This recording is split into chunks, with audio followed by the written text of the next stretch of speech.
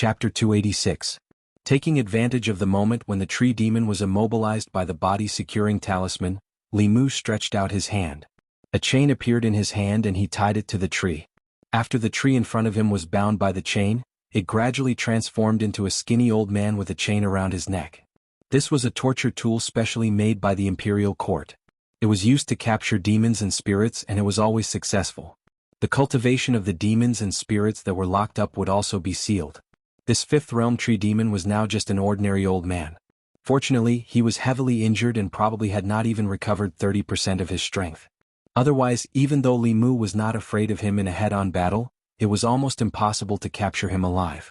Li Mu took away the body-securing talisman and the old man gradually regained his consciousness.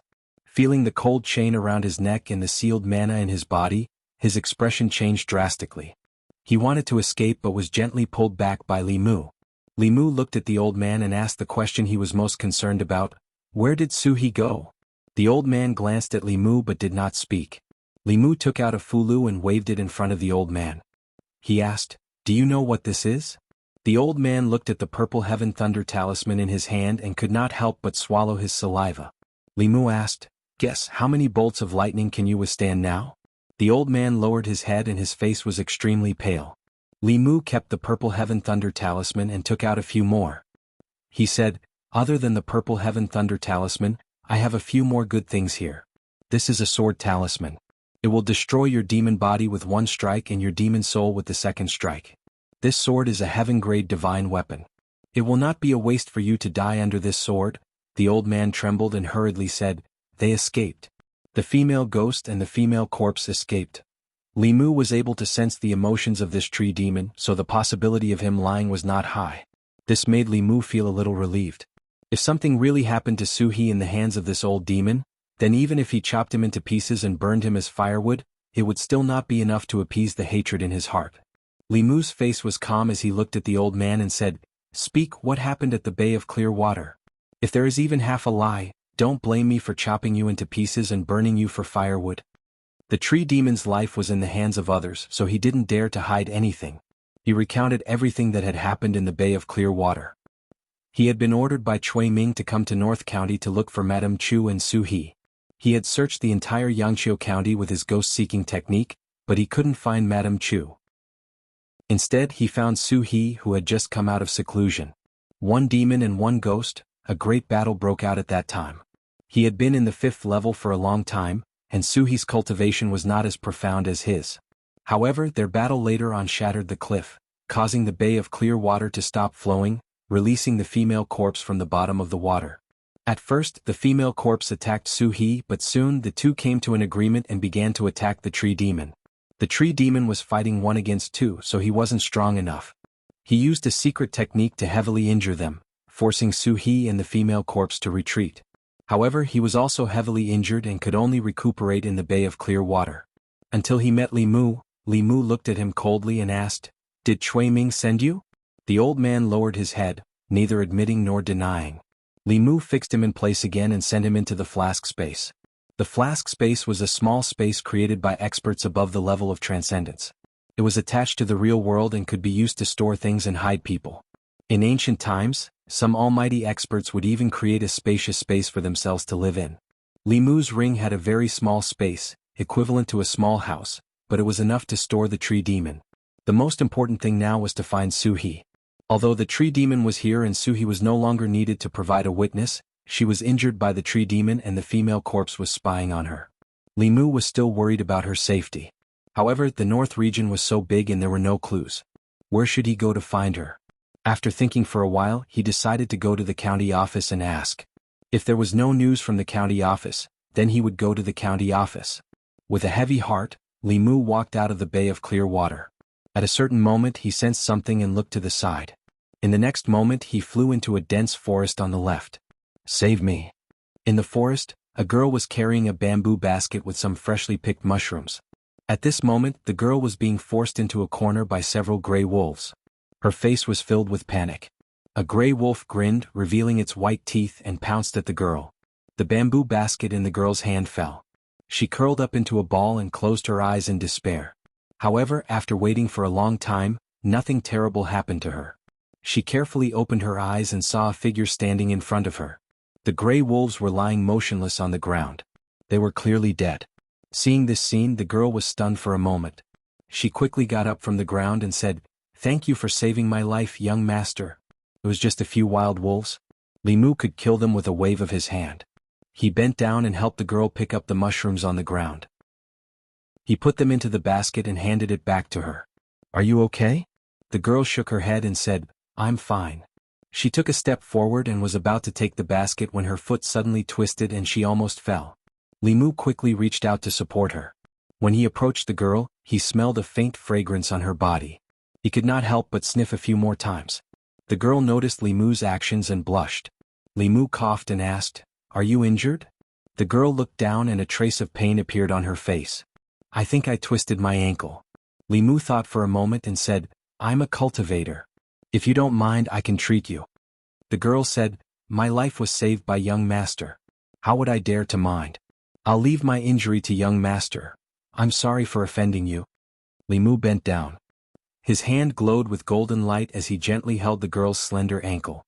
A strange numbness came from her ankle, causing her to blush even more. Soon Li Mu withdrew his hand, stood up and said, "Miss, you can try again."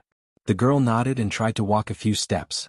She said in surprise, "It doesn't hurt anymore. Young master, you're amazing."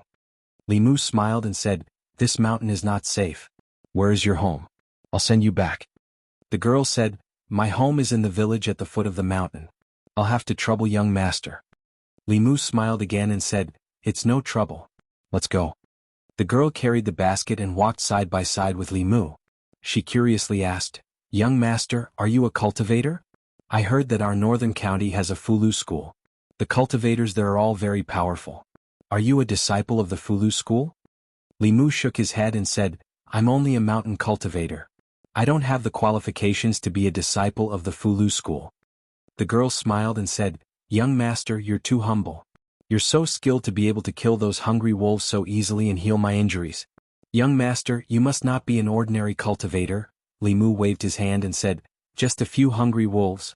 If young master is willing, you can easily get rid of them." The girl was stunned and shook her head. "Young master, you're joking. I don't even have the strength to truss up a chicken. If I'm not as powerful as young master, how can I deal with those hungry wolves?" Li Mu looked at her and smiled. "What's so powerful about dealing with a few hungry wolves? I can't compare to young master who can steal the sky and fake the sun." The girl looked at Li Mu and was slightly stunned. She said in shock, "Young master, what are you talking about?" Li Mu said coldly, "You vixen, how long are you going to pretend for?" The woman stared straight at Li Mu. The panic on her face gradually calmed down, but she still asked with some surprise, "How did you see through it?" "With your cultivation, it's impossible for you to see through my true form," Li Mu said. "Do I need to see? I can smell your scent from far away." The girl's expression changed. She asked in embarrassment and anger, "What scent do I have?" Li Mu said, "Fragrance." The girl's fragrance was one that Li Mu had never smelled before. It was not the fragrance of flowers or herbs. It was a unique body fragrance. When he was in the divine capital, Li Mu smelled this body fragrance every night when he fell asleep. How could he not know that she was from the heavenly fox clan like Xiaobai? Even though there was a huge difference in the fragrance coming from the two of them, Li Mu was certain that there was no mistaking it. The girl's expression softened. She looked around and said, "I don't believe that you can guess that there's something wrong with me just by the fragrance." Li Mu pointed at the colorful mushrooms in her bamboo basket and said, "If you want to pretend to be a little girl picking mushrooms, please be more professional. Who would go to the mountains to pick poisonous mushrooms?" Chapter 287. After being exposed by Li Mu, that woman simply did not continue acting anymore. She threw away the bamboo basket, curled her lips and said, "What kind of lousy forest is this? Even the mushrooms here are poisonous." Li Mu's expression had completely darkened. He kept a distance from the fox demon and asked sternly, "How dare you, demon? You pretended to be a human woman and lured me here. What do you want?" Li Mu could not see through the fox demon's cultivation. The demon aura emitted from her body was very strong. She was at least in the five-tailed realm. Seducing men and absorbing yang qi were common tricks used by the three-tailed fox spirit. The five-tailed fox spirit was already comparable to a human fifth-realm cultivator. The effects of human yang qi, blood, and soul on their cultivation were negligible. The woman smiled seductively and said, "Someone asked me to kill you. Look at your handsome face and soft skin. I can't bear to do it. How about this? If you join the Meizong sect, I won't kill you. I can also report back." Hearing the name Meizong sect, Li Mu's expression changed slightly. Like the corpse sect of the Thousand Illusions Venerable and the soul sect of the Nether Ghost Saint, the Meizong sect was also one of the 10 sects of the demonic path. It was said that the people of the Meizong sect were all handsome men and beautiful women. They were all good at seduction. It was an important organization used by the demonic path to collect and inquire about information. Li Mu's enemies were all in Fairy's capital. Who in Fairy's capital was colluding with the demonic path to be able to hire the assassins of the Meizong sect. Cui Ming Zhou Ting, the assistant minister of the Ministry of Personnel, the minister of the Ministry of Revenue. Li Mu counted and found that he had offended too many people. There was no way to determine who was the mastermind unless he asked the fox in front of him. Then he looked at the woman in front of him and asked, "Who asked you to kill me?" The woman shook her head gently and said regretfully, "I can't tell you this unless you go back with me," Li Mu said. "Then let's see if you have the ability." The woman smiled charmingly and said, "Then I'll let you see my abilities." As she smiled, Li Mu's mind wavered. However, he had been tested by Xiao Bai for a long time and quickly regained his composure. After silently reciting the clear heart mantra, the fox demon's seduction technique was completely useless against him. Her charm failed and the woman said in surprise, "No wonder you're so bold. You do have some skills." 2 short swords appeared in her hands. She smiled and said, "Since you're not willing, then I'll beat you until you're willing." As soon as she finished speaking, her figure disappeared before Li Mu's eyes. He immediately used the fighting word incantation and his body instinctively lifted his sword to block. He fought with the fox demon who wielded a short sword. The 2 short swords in her hands were obviously not ordinary weapons. They were able to clash head-on with the Xianxia sword without any damage. Not only that, but her close combat ability was also very outstanding. Her movements were nimble and extremely fast. If it wasn't for the battle character art, Li Mu would definitely not be her match in close combat. Li Mu was shocked, but the fox demon was even more shocked. Although her attacks were swift and fierce, Li Mu's defense was equally shocking. No matter which direction she attacked from, he could easily block it. It gave her a feeling that he was airtight and flawless. Not only that, he was only a transcendent realm cultivator, but the dermic power in his body seemed to be inexhaustible. After activating a heaven-class dermic artifact for such a long time, his dermic power did not seem to be depleted at all. It was very strange. Although Li Mu would not be at a disadvantage in close combat with the fox demon, it would be difficult for him to gain the upper hand. Therefore he took the initiative to retreat and threw out a few fulu. The purple heaven thunder talisman and sword talisman came out together. The fox demon made a hand seal and a dermic power shield appeared around her body. Neither the purple heaven thunder talisman nor the sword talisman could break through her defense. Li Mu used the thousand sword shadows again, but she still managed to block it. Although he had entered the transcendent realm, Li Mu's dermic power was still not comparable to a 5th realm cultivator. Even if he used all his strength, he could only fight to a draw with a 5th realm cultivator. For a 4th realm cultivator, this was already an unbelievable battle power. But no matter what, he still could not defeat the fox demon in front of him. Li Mu, on the other hand, had a winning move.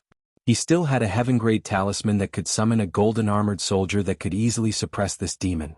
However, that talisman could only be used once. Using it on her was tantamount to using a cannon to kill a mosquito, or using a sledgehammer to kill a chicken. He had wasted a life-saving trump card in vain. The fox demon stood in the distance and looked at Li Mu as if she was looking at a treasure. She said, "I admit that I have underestimated you. If you join the Meizong sect, I will tell you who wants to kill you." Li Mu ignored her. His mind moved again and the Xianxia sword flew out from his hand. It turned into a ray of light and shot towards the fox demon. The fox demon threw out 2 short swords and fought with the Xianxia sword in the air. She smiled at Li Mu and said, "It's no use. You are no match for me." Whoosh! Just as she finished speaking, a ray of golden light shot out from Li Mu's hand and flew in front of her in an instant.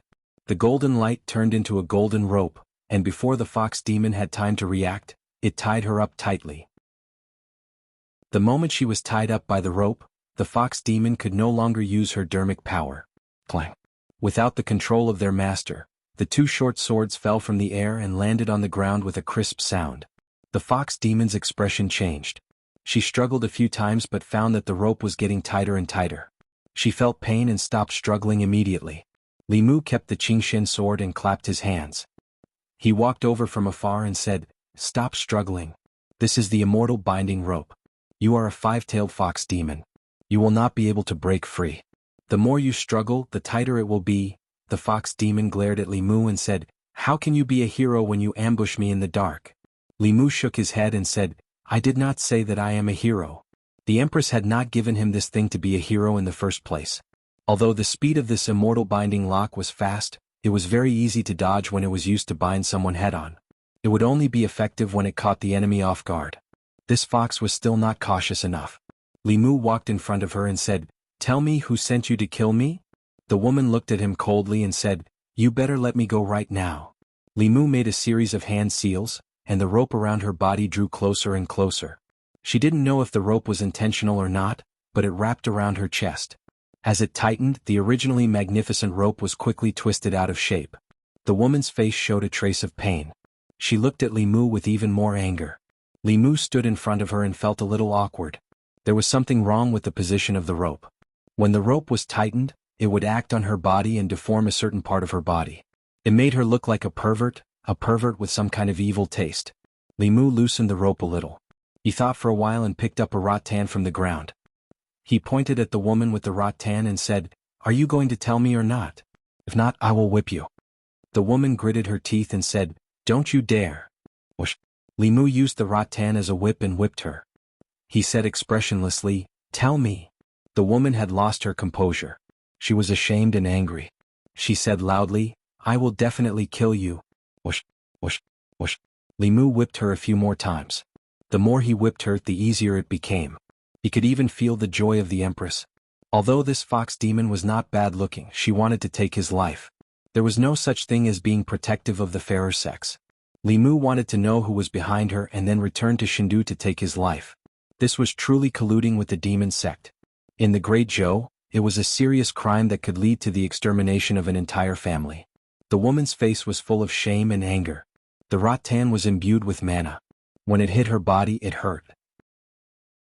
However, the pain on her body was not worth mentioning compared to the humiliation in her heart. She stared fixedly at Li Mu. Her originally clear and bright eyes seemed to be filled with flames of fury. "There's no use looking at me like that." Li Mu said, "Tell me who ordered you. As long as you are obedient, you will suffer less physical pain." The woman took a deep breath. The anger in her eyes was gradually extinguished. She said calmly, "My name is Phantom Princess. Remember my name. I will return today's humiliation 100-fold.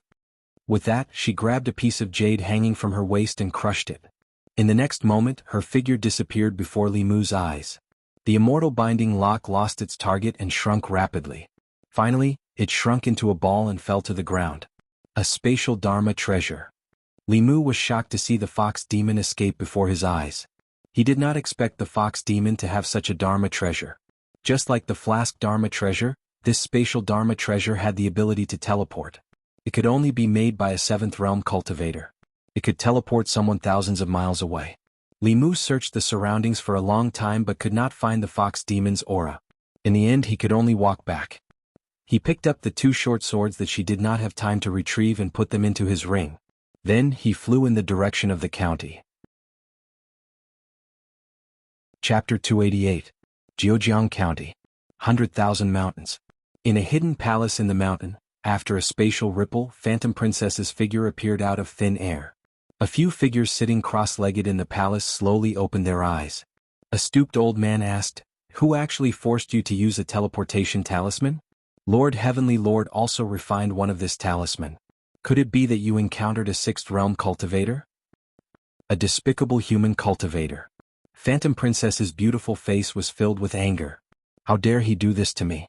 The next time I meet him, I'll make him wish he was dead." She did not say that the person who had forced her to use her life-saving trump card was just a minor cultivator in the transcendent realm. She had lost to a Realm 4 cultivator and even lost her weapon. This was an extremely embarrassing matter. Even now, she still didn't understand how a 4th realm cultivator with magical powers could have so many strange magical powers, magical weapons that were impossible to defend against, and high-level talismans that he didn't feel the slightest bit of heartache when he threw them away, She walked out of the palace and the people outside bowed. Greetings, Lord Phantom Princess. Phantom Princess's face darkened. Tell Chui Ming that the mission failed. Tell him to pray for himself. North County. When Li Mu walked into Yangqiu County, he still could not figure out who had asked the Devil's Doctrine to hunt him down from afar. Chui Ming and Zhou Ting were the most likely culprits. After all, he killed Zhou Ting's son and caused Chui Ming to lose his position. He also caused him to be searched. The purpose of returning to North County was to send him on his way as soon as possible. Unfortunately, the fox demon got away. If it wasn't her chest that was tied up but her hand, this wouldn't have happened. It was this indecent talisman that was to blame. But then again, that fox demon's teleportation talisman was really heaven-defying. As long as he crushed it when he was in danger, he could immediately escape. It was more effective than any offensive or defensive talisman.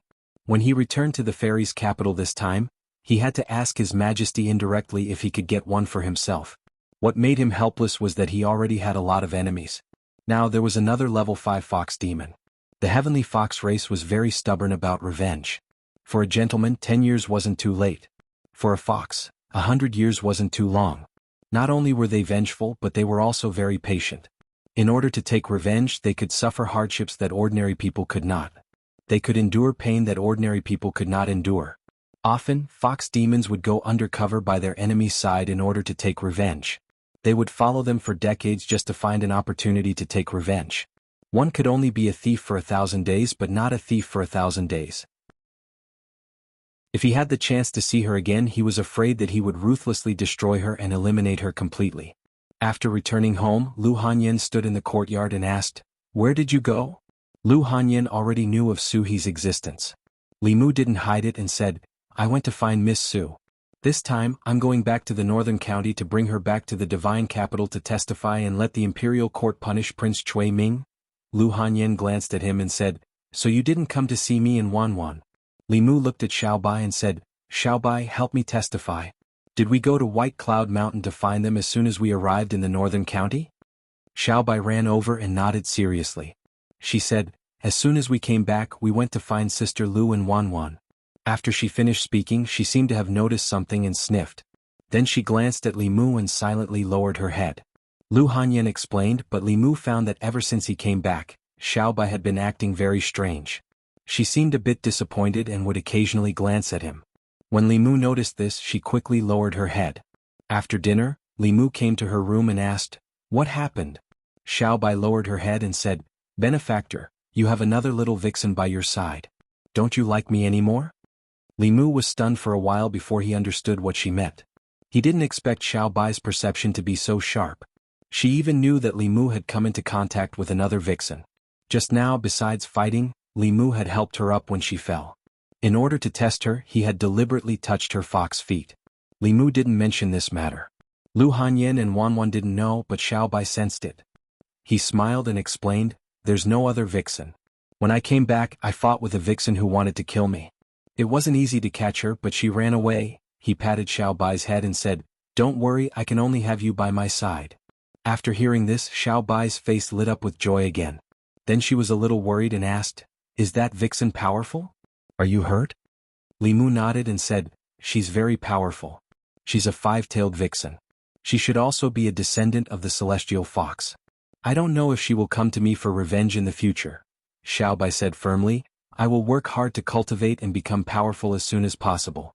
If she comes to you for revenge, I will protect you." Li Mu reached out and pinched her face, saying, "Stay at home and don't think too much. I still have something to do and have to go out. By the way, don't tell Sister Lu about this. Don't make her worry." Xiaobai said obediently, "Go ahead, benefactor. I will keep the secret." After comforting Xiaobai, Li Mu left home and went to the county government. In the Yangqiu county government, Constable Zhou saw Li Mu and said in surprise, "Li Mu, why are you back? I heard from Xianxia that you went to Chengdu." Li Mu smiled and said, "I have some business to attend to, so I need to go back to the North County." Constable Zhou sighed and said, "Although the salary in Chengdu is high, it's not easy to survive. How are you doing there?" "Not bad." Li Mu exchanged a few words with him and asked, "You haven't been back for 2 months. How did the Gulf of Clearwater become like that? Does Constable Zhou know what happened?" Constable Zhou said, "I don't know the details. It said that two masters fought at the Gulf of Clearwater and affected the water in Xianxia County. Li Mu asked, "Does the county government know where the master of the fight went?" Constable Zhou shook his head and said, "I don't know." Li Mu regretted it. He missed his wife so much that after returning to the North County, he went straight to Baiyin Mountain and didn't find Su He first. Although the battle between her and the tree demon had already happened at that time, it hadn't been that long. Perhaps he could still follow some traces and find her. However, it had been quite a few days since the battle, and there were no traces of her at all. There was no way to find her. Since he didn't get any useful information from the county government, Li Mu used a high-level teleport talisman and went to the county government as fast as he could. In the past, it took him more than half a day to go from Xianxia County to the county government. Now that his cultivation had increased, it took him less than an hour with the help of the high-level teleport talisman. After Commandery Officer Shen's cultivation increased, he left the North County. Li Mu wasn't familiar with the new Commandery Officer, so he went to find Constable Zhao directly. 2 days ago, Li Mu had just treated them to a meal in the county capital. Constable Zhao saw him and said with a smile, "We'll be going to the county government soon. Do you want a drink tonight?" "Not today." Li Mu shook his head and said, "I came to find you this time because there's an important matter." Hearing Li Mu's words, Constable Zhao's expression became more serious and he said, "What is it? Tell me." Li Mu said, "There was a battle between two masters in Xianxia County and it affected the water." "Constable Zhao, do you know?" Constable Zhao nodded and said, "I know.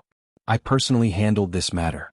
From the traces at the scene, it was at least a battle between two Fifth Realm cultivators. Moreover, it was very likely that they were a ghost and a demon. Fortunately, the place where they fought was desolate and uninhabited. No one was injured." Li Mu asked, "Does the county government know where the ghost cultivator went?" Constable Zhao shook his head and said, "I don't know about that."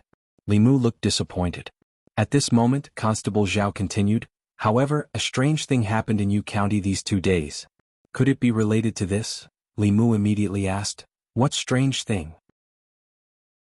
Constable Zhao said, 2 days ago, a thick fog rose from the mountainside of a mountain in Yu County.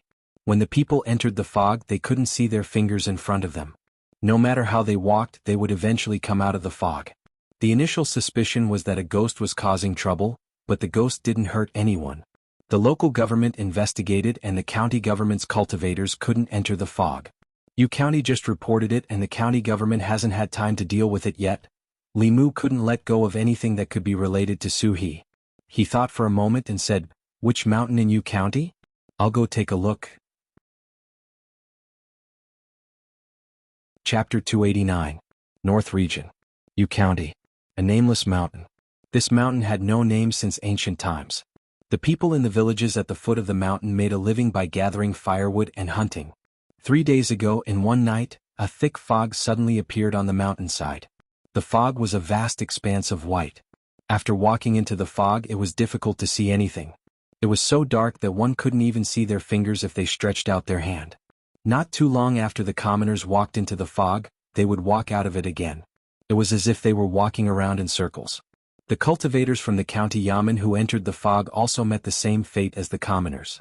Clearly, there was a formation set up in the fog that prevented outsiders from entering. Typically speaking, such a situation would only occur when the mountain was occupied by an expert. It was fortunate that the expert in the fog only occupied the mountain and didn't harm the commoners. The officials of Yu County didn't dare to disturb the person in the fog, so they could only report the situation to the county yamen and wait for the county yamen to deal with it. This mountain concerned the livelihood of the commoners at the foot of the mountain. The several hundred commoners at the foot of the mountain were also concerned about the situation in the fog. For the past 3 days the fog had remained calm. However, an hour ago, it suddenly began to fluctuate intensely. It was unknown what terrifying thing had happened inside, but it left the commoners feeling uneasy. Halfway up the mountain within the fog, more than 10 black silhouettes were using all kinds of demonic arts and artifacts to attack a formation. There were 2 women in the formation. Even though they were dressed differently, their appearances and figures were identical, as if they were twin sisters. No matter how one looked at them, one wouldn't be able to tell the difference between them. The only difference between the 2 was their temperament. One of them had a pale face, but there was gentleness in her eyes. On the other hand, the other had a frosty expression on her face, and there wasn't the slightest hint of life in her. The gentle-looking woman seemed to be severely injured. Her body seemed to be in a state between illusory and corporeal, as if she would dissipate at any moment. The other white-robed woman had a frosty expression on her face, and her aura was weak as well. It was clear that she was severely injured. The dozen or so black figures were clearly ghosts, and they were using all kinds of methods to attack the formation. Under their attacks, the formation was on the verge of collapse, and it was not far from being broken. I didn't think that we would have such a harvest this time around. Even though we didn't manage to find out the cause of Prince Chu Jiang of Gojoseon's death, we managed to find a severely injured spirit. This isn't a loss at all.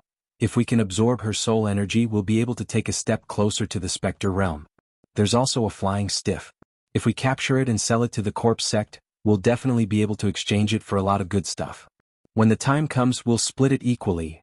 The dozen or so ghosts communicated with each other, and the speed of their attacks increased. This formation, which was not very powerful, would soon be unable to hold on. Within the formation, Suhi's presence was already extremely weak. She looked at her other self and said, "My soul is about to disperse. Before it completely disperses, devour me. Only then will you have a chance to escape from them. I'll leave the matter of avenging us to you." The female corpse glanced at her. There was no expression on her cold face. She looked at the dozen or so black shadows outside the formation. 2 white fangs protruded from the corners of her mouth, and her fingernails grew an inch longer. Boom. A shockwave spread out in all directions, and the formation finally shattered under the all-out attack of the dozen or so ghosts. The dozen or so ghosts had been waiting for this moment for a very long time. As soon as the formation was broken, they immediately charged forward. The female corpse moved swiftly, leaving behind afterimages wherever she went. Her fingernails gleamed with a cold glint as they tore through the air. She stood guard by Suhi's side, preventing the dozen or so ghosts from getting close to her. Upon seeing this, the leader of the group immediately said, "Capture the female corpse first." The other ghosts gave up on approaching Suhi and began to work together to attack her. The body of the flying corpse was as tough as a steel wall. The ghost weapons in their hands were unable to deal much damage to her body. However, if they were scratched by the female corpse's fingernails, their souls would be damaged. The dozen or so ghosts cooperated well and quickly turned their attacks into entrapments. The ghost weapons in their hands turned into ghost chains surrounded by black gas. These ghost chains seemed to have a life of their own as they wandered in the air and quickly bound the female corpse's hands and feet. Even though she was extremely strong, she could not fight against 10 ghosts alone and was immediately restrained. The leader of the ghosts used all his strength to restrain the female corpse and said to another ghost beside him, "Go and kill that ghost first. She's heavily injured and can't fight back. Extract her soul energy and then deal with this flying corpse." The 4th realm vile spirit obeyed the order and walked to Suhi's side with an excited look on his face. This was a 5th realm vile spirit. Even the 10 kings of hell under the Lord of Hell were merely vile spirits. When they saw such a powerful being, they would usually prostrate themselves in worship. How would they dare to attack them, let alone kill one with their own hands? He let out a sinister laugh and raised the ghost fork in his hand, stabbing it viciously at Suhi. Boom. A purple thunderbolt exploded above his head. Wherever the thunderbolt passed, the white fog disappeared. When the thunderbolt landed on his head, he could not resist at all. His body dissipated and turned into pure soul energy. When the other ghosts saw this, they were horrified. However, before they could recover from their shock, purple thunderbolts also appeared above their heads. Most of these ghosts were 3rd realm vile spirits. Only a few 4th realm vile spirits could resist the purple heavenly thunder, which could only be used by a 5th realm powerful being. They were directly wiped out without even having the slightest thought of resisting. Only the leader of the ghosts had something flickering in his body and withstood the thunderbolt. However, his aura was slightly weakened. When the lightning snakes danced wildly in the fog, he was already scared out of his wits. The purple heavenly thunder was a unique technique of the Tao Sect's creation realm powerful beings. They were as powerful as their masters, the 10 kings of hell. He gave up on the female corpse and wanted to escape without hesitation. However, the moment he turned around, a green sword shadow pierced through his chest. His body froze on the spot and dissipated into black fog. The fog tumbled and a figure walked out from the tumbling fog. The Xianxia sword flew back into his hand. After these ghosts were killed, the female corpse regained her mobility. She looked in the direction of the figure and raised her arms. Her body turned into an afterimage and reappeared midway. She remembered this person. She had seen him more than once when she was still trapped on the altar at the bottom of the water. Li Mu saw Su-He at first glance. Her body was extremely illusory and seemed like it would dissipate at any moment. Li Mu did not care about the female corpse. He appeared beside Su-He in an instant and helped her up. Su-He looked at him and a smile appeared on her face. She said, "You're here." Li Mu hugged her and said, "Don't speak first." He silently recited the Heart Sutra and his body emitted a dazzling golden light. The female corpse reached out to block the light and was forced to take a few steps back. This time, the golden light emitted from Li Mu's body did not merge into Su-He's body. Instead, it passed through her body. Li Mu's face darkened completely. He had encountered such a situation once before. A few months ago he could only watch Xiao Bai's grandmother die in her arms. Su-He and Xiao Bai's grandmother were in the same situation. Their souls had suffered irreversible damage. Su-He looked at Li Mu and said regretfully, "I wanted to wait for you to come back and eat hot pot with you." Li Mu said, "There will be plenty of opportunities to eat hot pot in the future. Saving you is more important. I can't be saved." Su-He smiled at Li Mu and said, "Don't be sad. I should have died 20 years ago. It wasn't a loss." Li Mu glanced at her and said, "Don't speak. I'll save you first." With a thought, a jade bottle appeared in his hand. It was the origin pill that the Empress had bestowed upon him. As long as her soul had not completely dissipated, this origin pill could save her. Li Mu wanted her to take the pill, but he discovered that her soul power was rapidly draining away. Looking down, Su-He had already closed her eyes. He knew that things were not good. In this situation she could not dissolve the medicinal power at all. The origin pill was a rare treasure. In order to avoid wasting it by mistake, it needed to be refined with magic power. With just a trace of magic power, the medicinal power could be stimulated. However, Su-He could no longer use any magic power. Li Mu did not have time to think. He made a prompt decision and placed the origin pill into his mouth.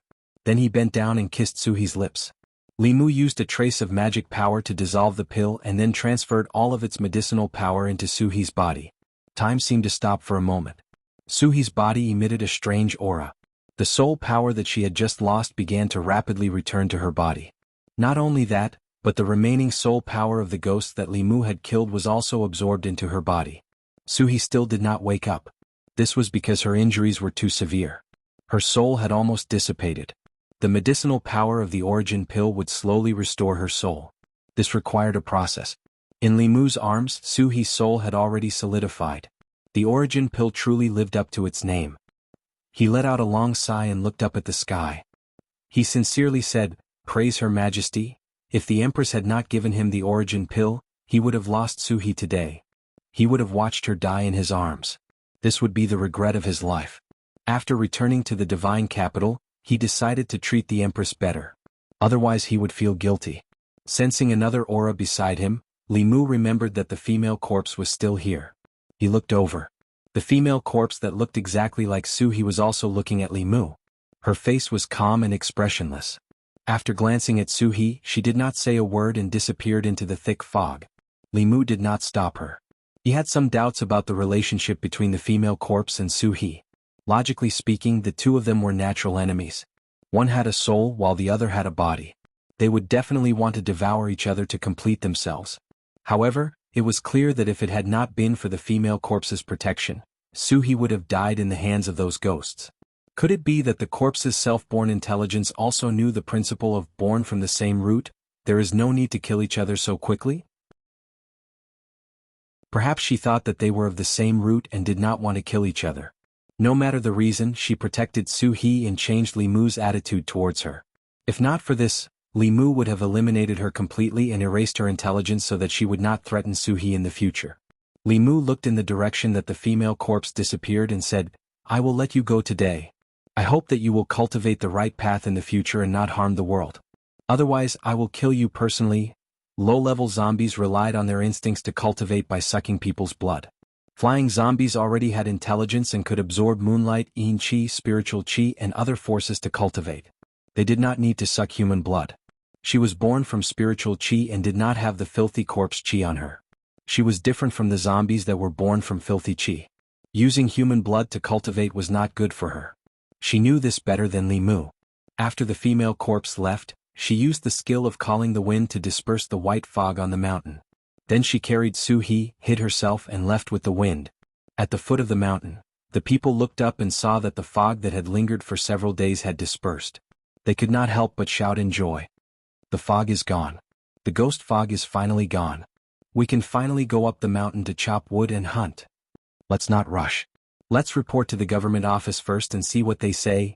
In the crowd, a young child in a woman's arms looked up at the sky and said, "Mother, I saw someone flying in the sky." The woman raised her head and looked up. There was nothing in the sky. She looked at the child in her arms and worriedly looked at her husband beside her. She said, "My child's father, when the furs are sold, you should take Xiaobao to see a doctor." Li Mu carried Su He. He did not go straight home. Instead, he went to find the Green Bull Demon. The White Demon King's ice coffin had the effect of nourishing the primordial spirit. Li Mu took it from the Green Bull Demon and placed Su He's body inside. This could help her wake up sooner. Li Mu placed the ice coffin in the flask space. As for the tree demon, Li Mu tied it up with the immortal binding chains and threw it aside. After doing all this, he said to the Green Bull Demon, "If Brother White comes back, I'll have to trouble you to tell him that I'll be borrowing this ice coffin for a while. I'll return it to him when I'm done." The Green Bull Demon waved his hand and said, "You saved sister-in-law. This ice coffin is of no use to brother. You can take it." The White Demon King was really rich. He gave away 2 flask space rings. This ice coffin was also a rare treasure. It was said that the dragon race was the richest race in the world. This was probably not an exaggeration. Marrying a dragon was equivalent to marrying a treasure. However, Li Mu did not envy him. After all, he also had the Empress as a treasure. It was just a dragon. No matter how rich it was, could it be richer than the Empress of a country? So he was already fine. Li Mu was finally relieved. What he needed to do next was to quickly return to the Immortal's capital and hand the tree demon to the Empress so that she could deal with Cui Ming. This matter could not be delayed at all. The Phantom Princess had escaped. She was very likely sent by Cui Ming. If she tipped off Cui Ming in advance and let Cui Ming escape, all his efforts these days would have been wasted. However, the inner guards had been watching Cui Ming. It was not likely that they would let him escape. Li Mu returned to the county. He planned to send Lu Hanyan back to Mount Baiyun and then immediately return to the Immortal's capital. Walking on the streets, he heard the commoners discussing something. "I heard that the county government caught 2 evil ghosts. Is it true?" "It's true. I saw it with my own eyes. They were 2 female ghosts. They were quite pretty and didn't look very old. I don't know what they did to harm people. Our Xianxia county is becoming more and more chaotic. In the past 6 months, who knows how many people have been harmed by demons, ghosts, and zombies." Li Mu had already walked past the county government. However, when he heard that the county government had caught 2 young female ghosts, he turned around and walked back. After the Gulf of Clearwater was destroyed, the 2 female ghosts that he had sent to Su He to accompany her had also disappeared. It couldn't be that coincidental, right? He arrived at the county government and found Constable Zhou. He asked, "I heard that the county government caught 2 female ghosts. Did they harm people?" Constable Zhou shook his head and said, "That's not the case. However, those 2 wraiths have been wandering around the vicinity of Clearwater Bay. The county magistrate suspects that they have a motive for harming people and is planning to interrogate them." When he heard that there were 2 female ghosts wandering around the Gulf of Clearwater, Li Mu knew that it should be that female ghost. He looked at Constable Zhou and said, "Can you let me see those 2 female ghosts?" Constable Zhou hesitated for a moment and said, "Come with me." It was reasonable to say that Li Mu was no longer a constable of the county government and had no right to enter the county government prison. However, the friendship between the 2 was still there. Constable Zhou made an exception for him this time. The county government prison. The 2 female ghosts, one big and one small, were chained up by 2 chains. Their powers were restricted. The small ghost shrank into a corner and shivered. "Big sister, will we be killed?" The big ghost was also not sure. However, she still comforted her. "Don't worry. We didn't do anything bad. They have no reason to kill us." The jailer outside sneered and said, "What reason does the county magistrate need to kill you 2 little ghosts? The county magistrate has just arrived and hasn't made any achievements. Killing you 2 evil ghosts is just the right thing to do." The small ghost defended herself. "We didn't harm anyone." The jailer curled his lips. "Who cares?" The small ghost panicked. It's over. We're really going to die again. Sister Su, come and save us." The big ghost looked worried. "I don't know how Sister Su is. That tree demon is too powerful. I hope she'll be fine. The county government prison's door was opened. Constable Zhou and Li Mu came out. Li Mu saw the two female ghosts, one big and one small, locked up in the prison. He shook his head and helplessly said to Constable Zhou, I know them. Although they are ghosts, they have never done anything harmful. Can you let them go? This. Constable Zhou looked embarrassed. Finally he nodded and said, I'll ask the county magistrate. Li Mu smiled and said, I'll have to trouble Constable Zhou. Constable Zhou nodded and turned to leave. Li Mu walked toward the two female ghosts. When they saw Li Mu they were stunned for a moment. Then they looked surprised. The small ghost grabbed the prison's bars and said excitedly, Young master, are you here to save us? The big ghost said worriedly, Young master, Sister Sue is in danger. There's a tree demon. Li Mu smiled and said, Don't worry. I've already seen her. She'll be fine. In the prison the two female ghosts were finally relieved. In the county government's courtyard, Constable Zhou was in a dilemma. After Magistrate Zhang left, the new county magistrate of Xianxia arrived a few days ago. This magistrate came from Luoyang. When he came to the county government he brought a few confidants with him. As an old arrestor he was left out. Recently there was a tendency for him to be replaced. He really couldn't say anything in front of this county magistrate. However, Li Mu was his friend so he couldn't refuse Li Mu. He hesitated for a while but still walked to the back of the court. He knocked on the door of the back hall and stood outside. He said, Sir, I have something important to report. After a long time, a faint voice came from the hall. Come in. Constable Zhou walked in. An official sitting on a chair asked, What's the important thing? Constable Zhou immediately said, Sir, the two female ghosts caught by the county government today didn't harm anyone. Is it better to let them go? The official looked up at him and asked, Constable Zhou, are you instructing me? Constable Zhou immediately said, I don't dare. The official snorted coldly and said, Those two female ghosts didn't harm anyone today. Can you guarantee that they didn't harm anyone in the past and won't harm anyone in the future? As the county magistrate of Xianxia, for the safety of the people, I have to guard against any possible dangers. As a constable, you actually pleaded for mercy on behalf of two evil ghosts. I feel that you should be replaced as a constable. Constable Zhou braced himself and said, Sir, I used to have a colleague. His name is Li Mu. A few months ago he also worked in the county government. He has an old relationship with those two female ghosts. I can guarantee that they didn't harm anyone in the past. The county magistrate of Yangqiu's face gradually turned cold. He didn't care whether those two female ghosts harmed anyone or not. He had just arrived at Yangqiu County. If he didn't kill a few demonic ghosts as a sacrifice to the heavens, how could he establish his authority as an official? He had long disliked this Zhou guy. He wanted to arrange his confidant in that position, but he didn't have a suitable opportunity. This time he had an excuse to replace him. He snorted and said, So what if he's an arrestor of the county government? If the arrestor of the county government says he can, he can. As he spoke he suddenly realized something and asked, What's the arrestor's name? Constable Zhou said, Li Mu. The county magistrate of Yangqiu County gulped and asked, Where is he working now? Constable Zhou said, In Fairy's capital. I think he's an arrestor of some government office. After confirming that this Li Mu was the Li Mu he knew, the county magistrate of Yangqiu County trembled and said in a panic, Quick, take me to see him. The county government prison. The county magistrate of Yangqiu County saw a familiar figure. He quickly walked over and said with a smile, Sir Li, what brings you here? If you had told me before you came, I would have gone out to welcome you personally. Constable Zhou followed behind him. He looked at this scene in a daze and couldn't come back to his senses. Li Mu looked at the stranger in front of him and asked, Do we know each other? The county magistrate of Yangqiu County hurriedly said, You don't know me but I know you.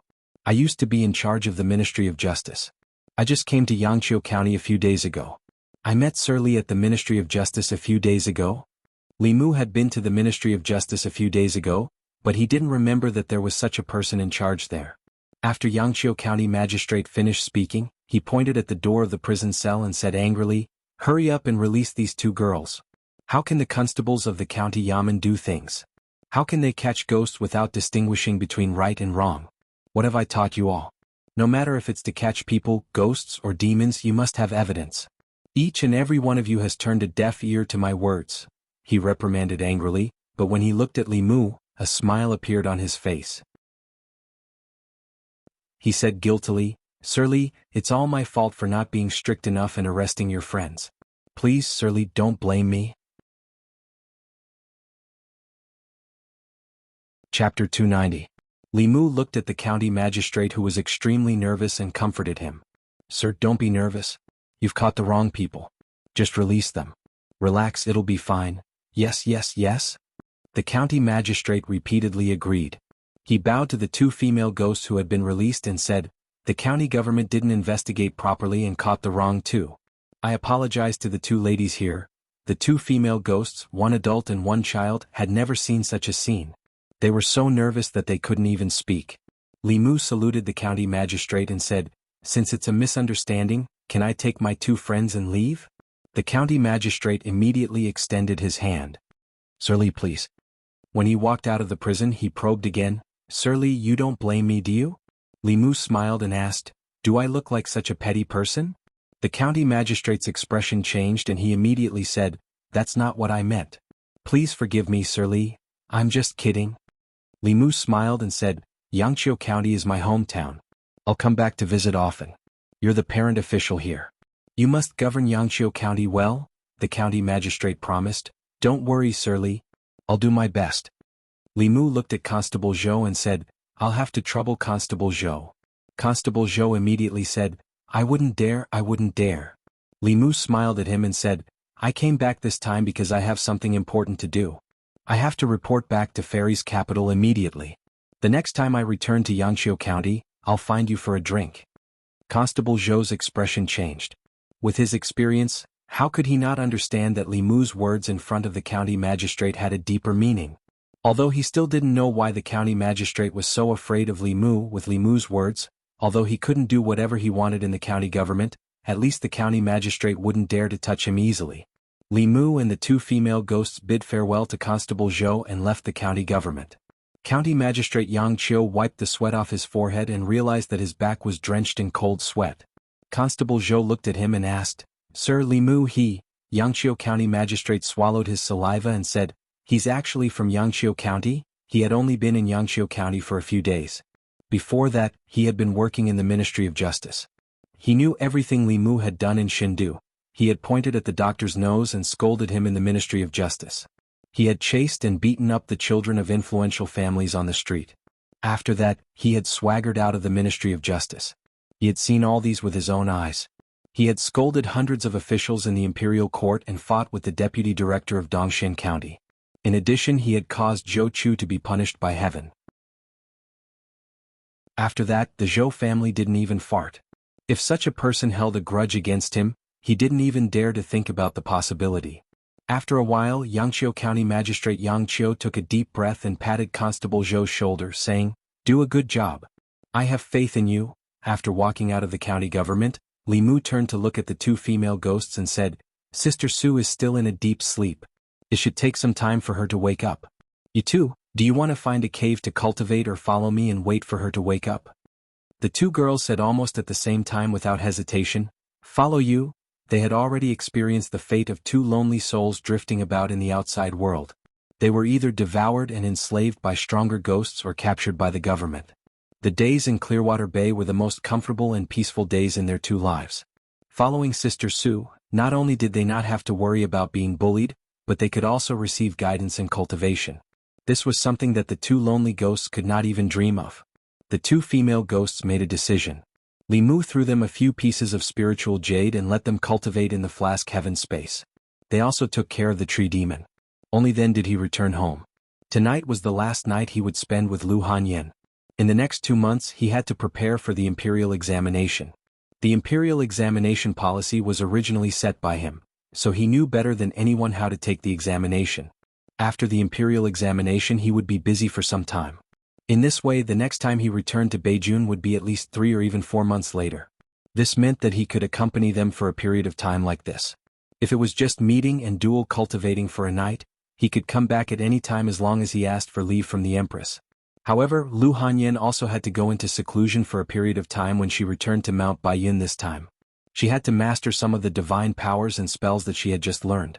The possibility of the 2 of them meeting often was not high. The next morning, after sending her and Wanwan back to the mountain, Li Mu and Xiao Bai did not delay. They used high-level divine travel talismans to rush back to the fairy's capital at the fastest speed. They did not rest along the way and finally made it back in the early morning of the third day. Ziwei Palace. The morning assembly had just begun. After Li Mu was summoned into the palace, he cupped his fists and said, "Your Majesty, I was ordered by Your Majesty to go to Beijun to investigate the incident 20 years ago.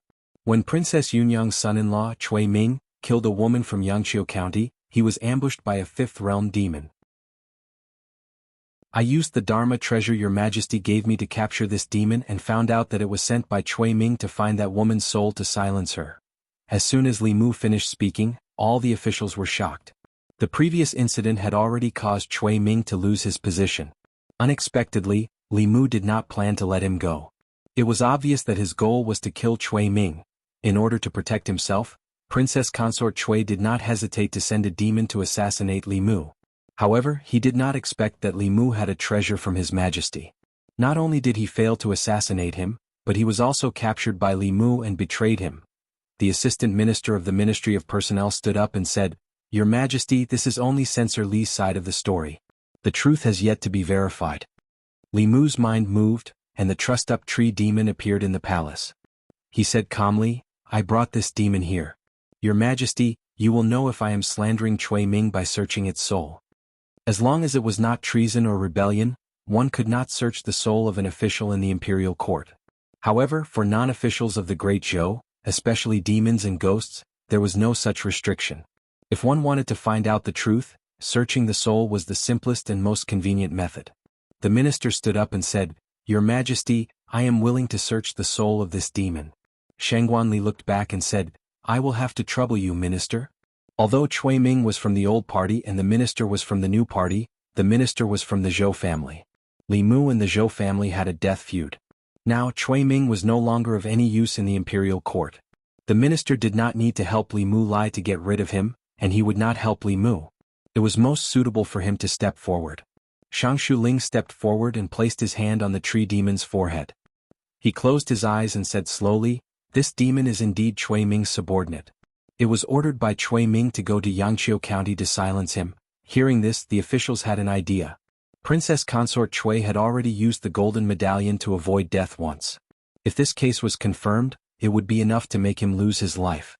Li Mu really wanted to kill Cui Ming. While the officials were discussing in low voices, the minister's eyes suddenly opened. His face darkened and he said sternly, "Cui Ming is really bold. How dare he collude with the demon sect?" The moment he said this, the entire hall fell silent for a moment. Then there was a huge uproar. What? Princess Consort Cui colluded with the demon sect? How is that possible? Wasn't the Jianghu County chief the one who colluded with the demon sect? Princess Consort Cui was the one who exposed it? Could there be another story behind the Jianghu County chief's case? Could it be that the one who colluded with the demon sect was Cui Ming?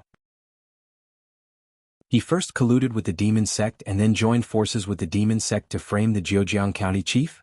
The minister's words were like a huge rock thrown into a calm lake, causing huge waves. Li Mu had a look of realization. If the one who colluded with the demon sect was Cui Ming, then Phantom Princess must have been sent by Cui Ming.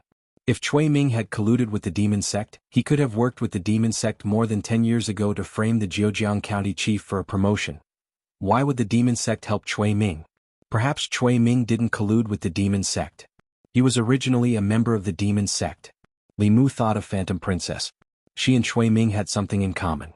Both of them were unusually beautiful. Phantom Princess was from the Meizong sect. Could Cui Ming also be a spy from the Meizong sect in the imperial court? If Li Mu could think of this, so could everyone else in the imperial court.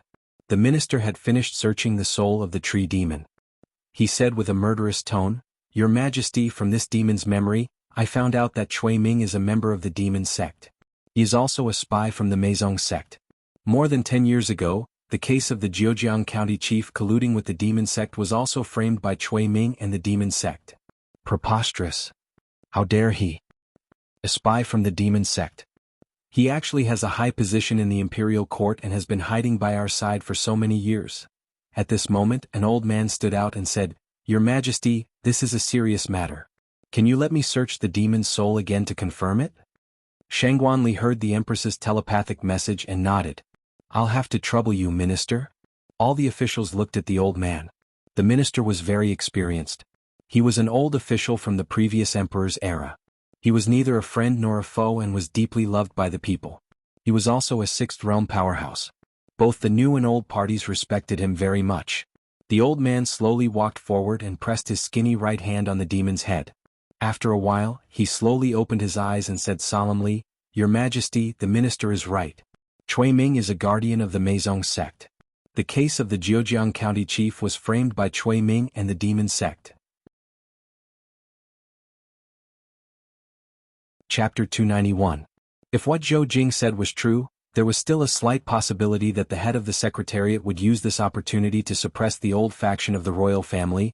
Then the head of the Secretariat would completely eliminate this small possibility. The head of the Secretariat was the head of all the officials, and the head of the Secretariat was only second to the head of the Secretariat. Furthermore, he had no enmity with Chui Ming. How could the two of them deceive the Empress and the officials at the same time? The Assistant Minister of Personnel, who was speaking up for Chui Ming, immediately turned pale and sweated profusely. He knelt on the ground and said loudly, "Your Majesty, I swear to the heavens that I was also deceived by Chui Ming. I didn't know that he was colluding with the demon sect." At this moment, no one in the imperial court cared about the Assistant Minister of Personnel. The imperial court would investigate whether or not he knew, or whether or not he was a spy for the demon sect. Not only him but anyone close to Chui Ming would be thoroughly investigated. The demon sect was notorious. They harmed the people and tried to overthrow the imperial court. No country would tolerate the demon sect. The governor of Zhejiang was a high-ranking official in the imperial court. However, because of the crime of colluding with the demon sect, his family of more than 100 people was killed. Even his soul didn't survive.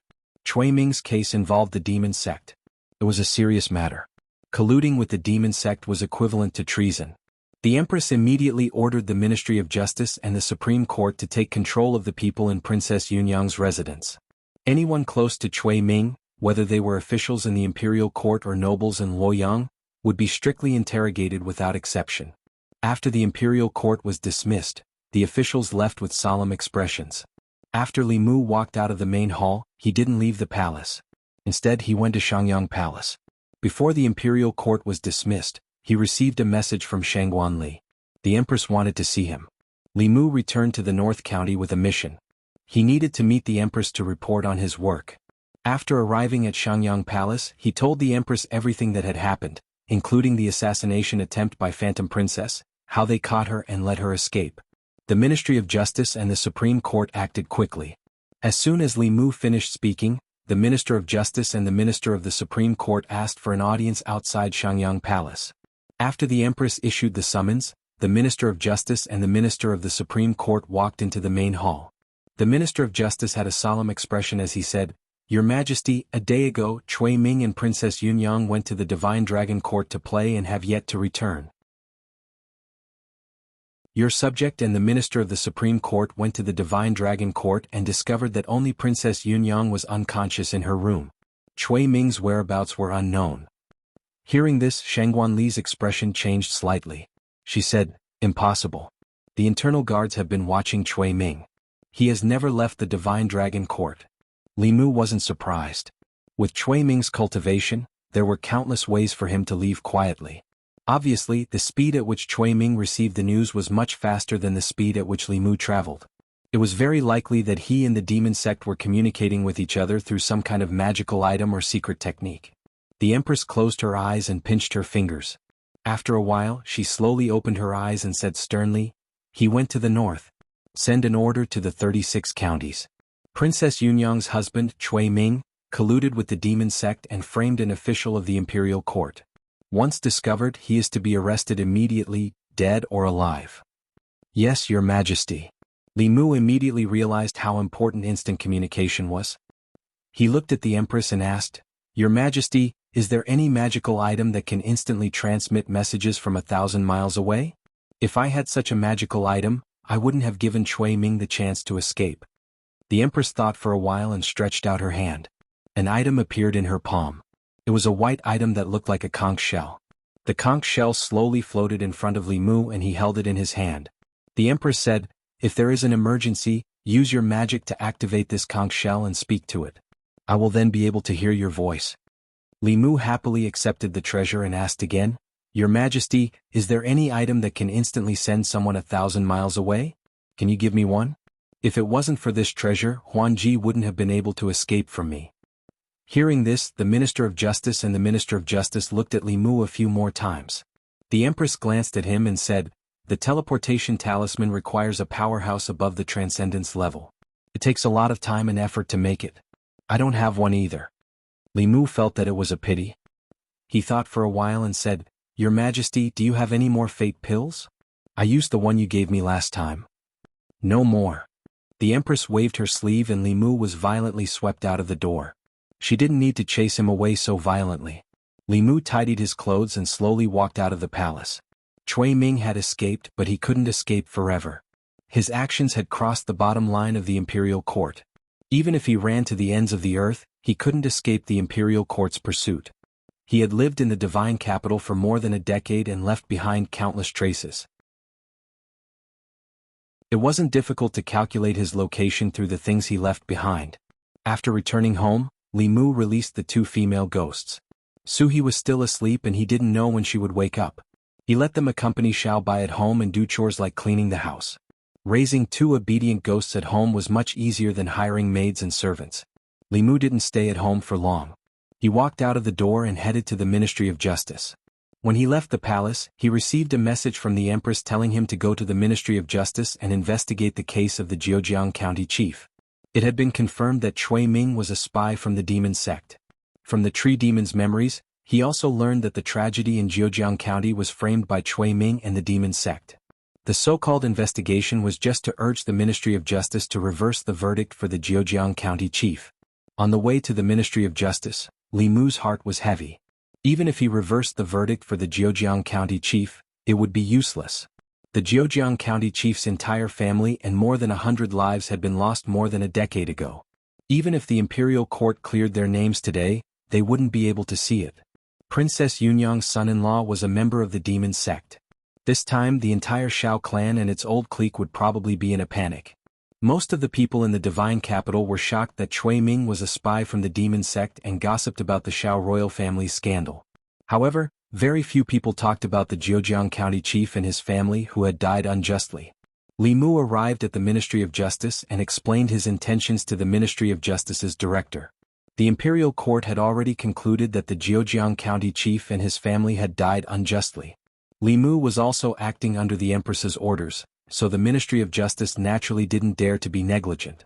They mobilized all the officials to search for the case files of the Jianghu County chief from more than a decade ago. These files would be overturned and rewritten. The Jianghu County chief's injustice would also be cleared. Although this had nothing to do with him anymore because colluding with the demon sect was a crime that could implicate 9 generations of his family and descendants had also died in the incident more than a decade ago. The director of the Ministry of Justice destroyed the old fake files one by one and sighed. After more than a decade, the Jianghu County chief has finally received justice. Zhou Zhong placed his hands behind his back and said indifferently, "Justice that comes late isn't justice. From the day he died he would never receive justice." After saying this he didn't speak again. The director of the Ministry of Justice thought about his words. He felt that the atmosphere was particularly heavy when the assistant minister and Li Mu didn't say anything. He took the initiative to change the topic. "Sir, a deputy county chief from Jianghu County of Hanyang County died in his home under mysterious circumstances a few days ago. The way he died was similar to the way the county chief from Ani County of Danyang County died. It seems like it was done by the same person. Although the two counties are thousands of miles apart and the two cases seem to be unrelated. However, after investigating, I found that the county chief from Ani County and the deputy county chief from Jianghu County were both officials in the Ministry of Personnel more than a decade ago." Zhou Zhong said calmly, "Send the files of this case to my office. I will send people to investigate. You don't have to worry about it." The director of the Ministry of Justice nodded. "I will go get it now." Li Mu stood in the Ministry of Justice and looked at the offices where the files were kept. He said, "I wonder how many more cases there are." Zhou Zhong said faintly, "Each of these scrolls represents a few souls of the deceased. Perhaps some of them were wronged but not all of them are as lucky as the Jianghu County chief. Their injustice will last for thousands of years until the end of the world." How could Li Mu not know what Zhou Zhong said? There were so many cases of injustice. Very few of them could be redressed. Most of them would be buried in the river of history until the end of the world. It was the same in ancient times. After a while, Li Mu left the Ministry of Justice and Zhou Zhong walked back to the office. He glanced at one of the scrolls on the table. The scroll floated up, and a ball of fire suddenly appeared and engulfed the scroll. Soon there was nothing left in the void. Not even ashes were left. Late at night, Li Mu lay on the bed, tossing and turning, unable to fall asleep. With more than 100 lives lost, the imperial court only needed to say that this was an unjust case caused by the demonic sect, and they could easily brush it aside. It was as if nothing had happened more than 10 years ago. This made him feel somewhat stifled and flustered. After a while he took out the conch. After activating it with his mana, he asked softly, "Your Majesty, are you asleep?" Jianghu Palace. It was already past midnight. Zhou lay on the bed, but she did not feel sleepy at all. To her, this palace was no different from a cage. This cage isolated her from family, friendship, love, and any other human emotions. Even during the day when people came and went in the palace and officials filled the crepe myrtle shop, she often felt lonely. Every night, this loneliness would be infinitely magnified. There was no sound around her. It was as if there was only dead silence in the entire world apart from her. At a certain moment, a voice suddenly sounded in this dead silence. "Your Majesty, are you asleep?" His voice wasn't loud, but it brought endless vitality to this deathly silent world. Zhou cleared her throat and made her voice dignified. She asked, "What is it?" Li Mu did not expect the Empress to still be awake. He slowly said, "I think that the imperial court should announce the injustice the Jianghu prefectural governor suffered to the world. This is the only way to clear his name." Zhou thought for a moment and said, "Tomorrow I will issue an edict and order the Ministry of Works to erect a monument and a temple in Jianghu prefectural governor's memory for future generations." The Empress thought more than he thought. Li Mu sighed. "Your Majesty is wise." Zhou asked, "Is there anything else?" Li Mu thought for a moment and said, "Your Majesty, do you have many conches that can transmit messages?" "Your Majesty, my fiancé is in the northern prefectural, thousands of miles away from me. It is inconvenient for us to meet. I want to give her one." Chapter 292.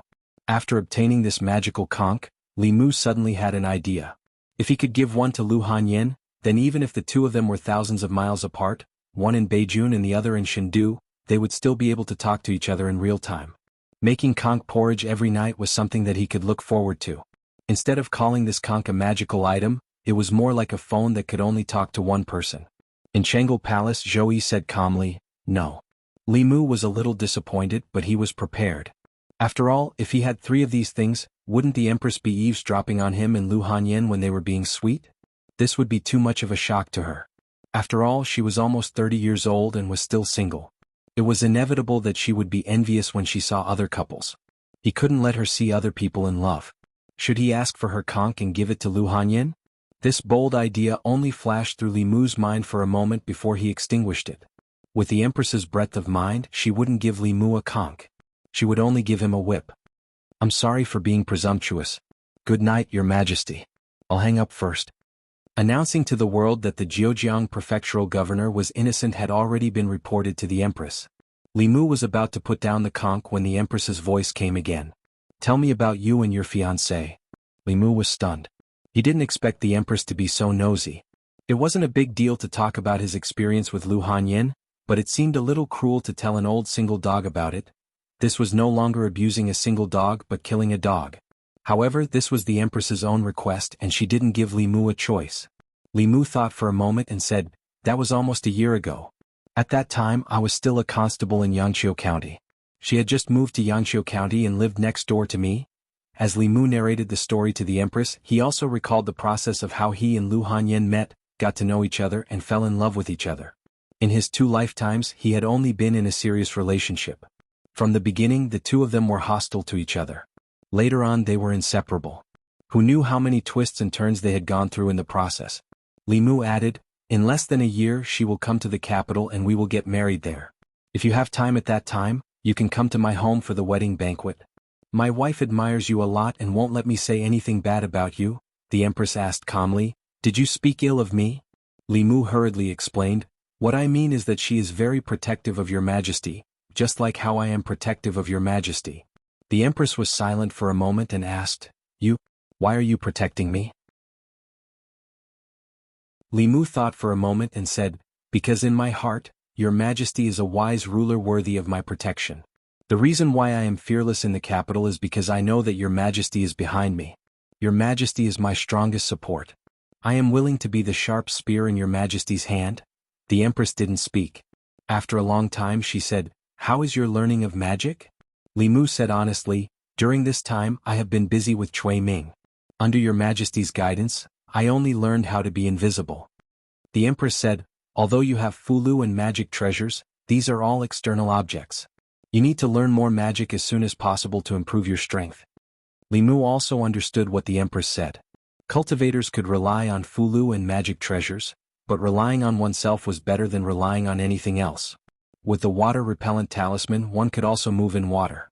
However, if one learned the magic to enter water, one could go to any river, lake or sea. The fire-sitting technique could allow one to enter fire without burning, and there was no need to use fulu magic treasures. Other than that, there were other magic that were very practical. For example, the clothing-blocking technique could prevent fire, rain and dust from touching one's body. The chi restriction technique could push one's physical body to the extreme, comparable to the golden body of Buddhism. There was no sound from the conch, but Li Mu felt sleepy and quickly fell asleep. In the dream, the empress wore an ordinary white dress and said, from today onwards, I will teach you magic in your dream. Learn seriously. Sure enough, flattery was useful. Having a transcendent tier elite teach them step by step was an opportunity that many people could only dream of. As long as Li Mu stood firmly on the empress's side, he would be able to see creation tier elites waving at him. No matter how high one's cultivation talent was, it was very difficult to reach the creation realm before the age of 30 without a great opportunity. However, with the guidance of a transcendent realm master, enough spiritual jades and enough psychokinesis, it was not impossible to complete the path that others would take decades to complete in a few years. Shengguanli was an example. Speaking of Shengguanli, she was the empress's personal maid and also the empress's mouthpiece in the imperial court. This time she did not appear in the morning court. Cui Ming escaped from under the eyes of the inner guards, which made her very angry because the people who were watching Cui Ming were her subordinates. In order to save face, she specially asked the empress to personally lead people to hunt down Cui Ming. The task of passing the imperial court's decree fell on Li Mu's head. Li Mu walked from the corner to the high platform in front of the empress and replaced Shengguanli's position. In the past, Li Mu could only secretly observe from the corner of the hall because of the empress. Now he stood in front of the hall and looked down at the officials. The matter of Cui Ming being a spy from the demon sect was of great importance and involved many people. Today's morning court only discussed this matter. The servants of the prince consort's residence were all arrested by the imperial court. After a soul search, a few more disciples of the demon sect were found. Cui Ming's identity was confirmed. The current prince consort, a fourth-rank official of the country, was actually a spy from the demon sect. This was a disgrace to the imperial court and the greatest insult to the imperial court. What's more, Cui Ming was the assistant minister of the secretariat of the Great Zhou.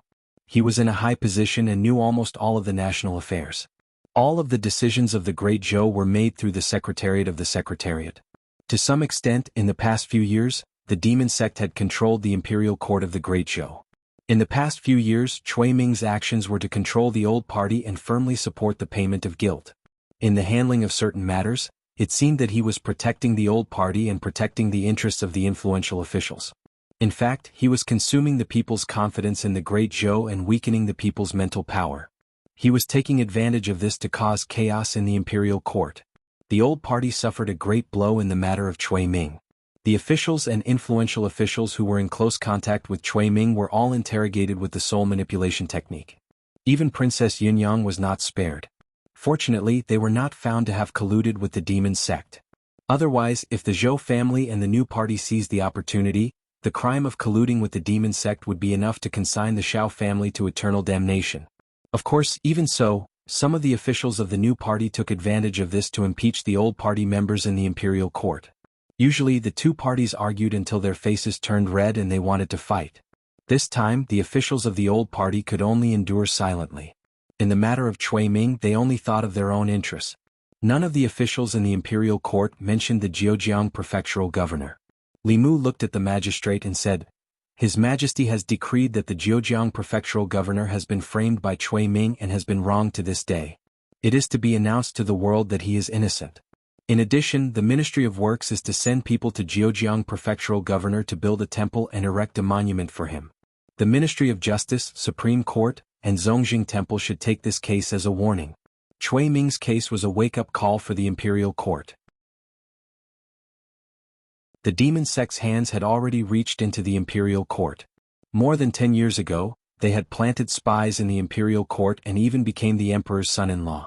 If Cui Ming's old crimes had not been exposed, no one knew how long he would have hidden and how many state secrets he had leaked to the demon sect. No one knew if there were other spies of the demon sect in the imperial court other than Cui Ming. The internal guards were already investigating the officials in the imperial court. After the court, Zhang Chun and Li Mu walked side by side and asked, If you can't search the officials' souls, how can you investigate the spies of the demon sect? Li Mu said, The spies of the demon sect all have one thing in common. No matter if they are male or female, they are all very handsome. Such people are the easiest to gain the trust of others and obtain information. Zhang Chun breathed a sigh of relief and said, Then they shouldn't suspect me. After saying that, he seemed to have realized something. His expression became a little complicated. For a moment he didn't know whether to be happy or sad.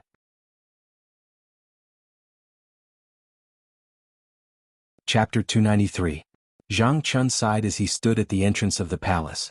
Although Cui Ming had been removed from his post and became a wanted criminal, it seemed like he had won against Cui Ming.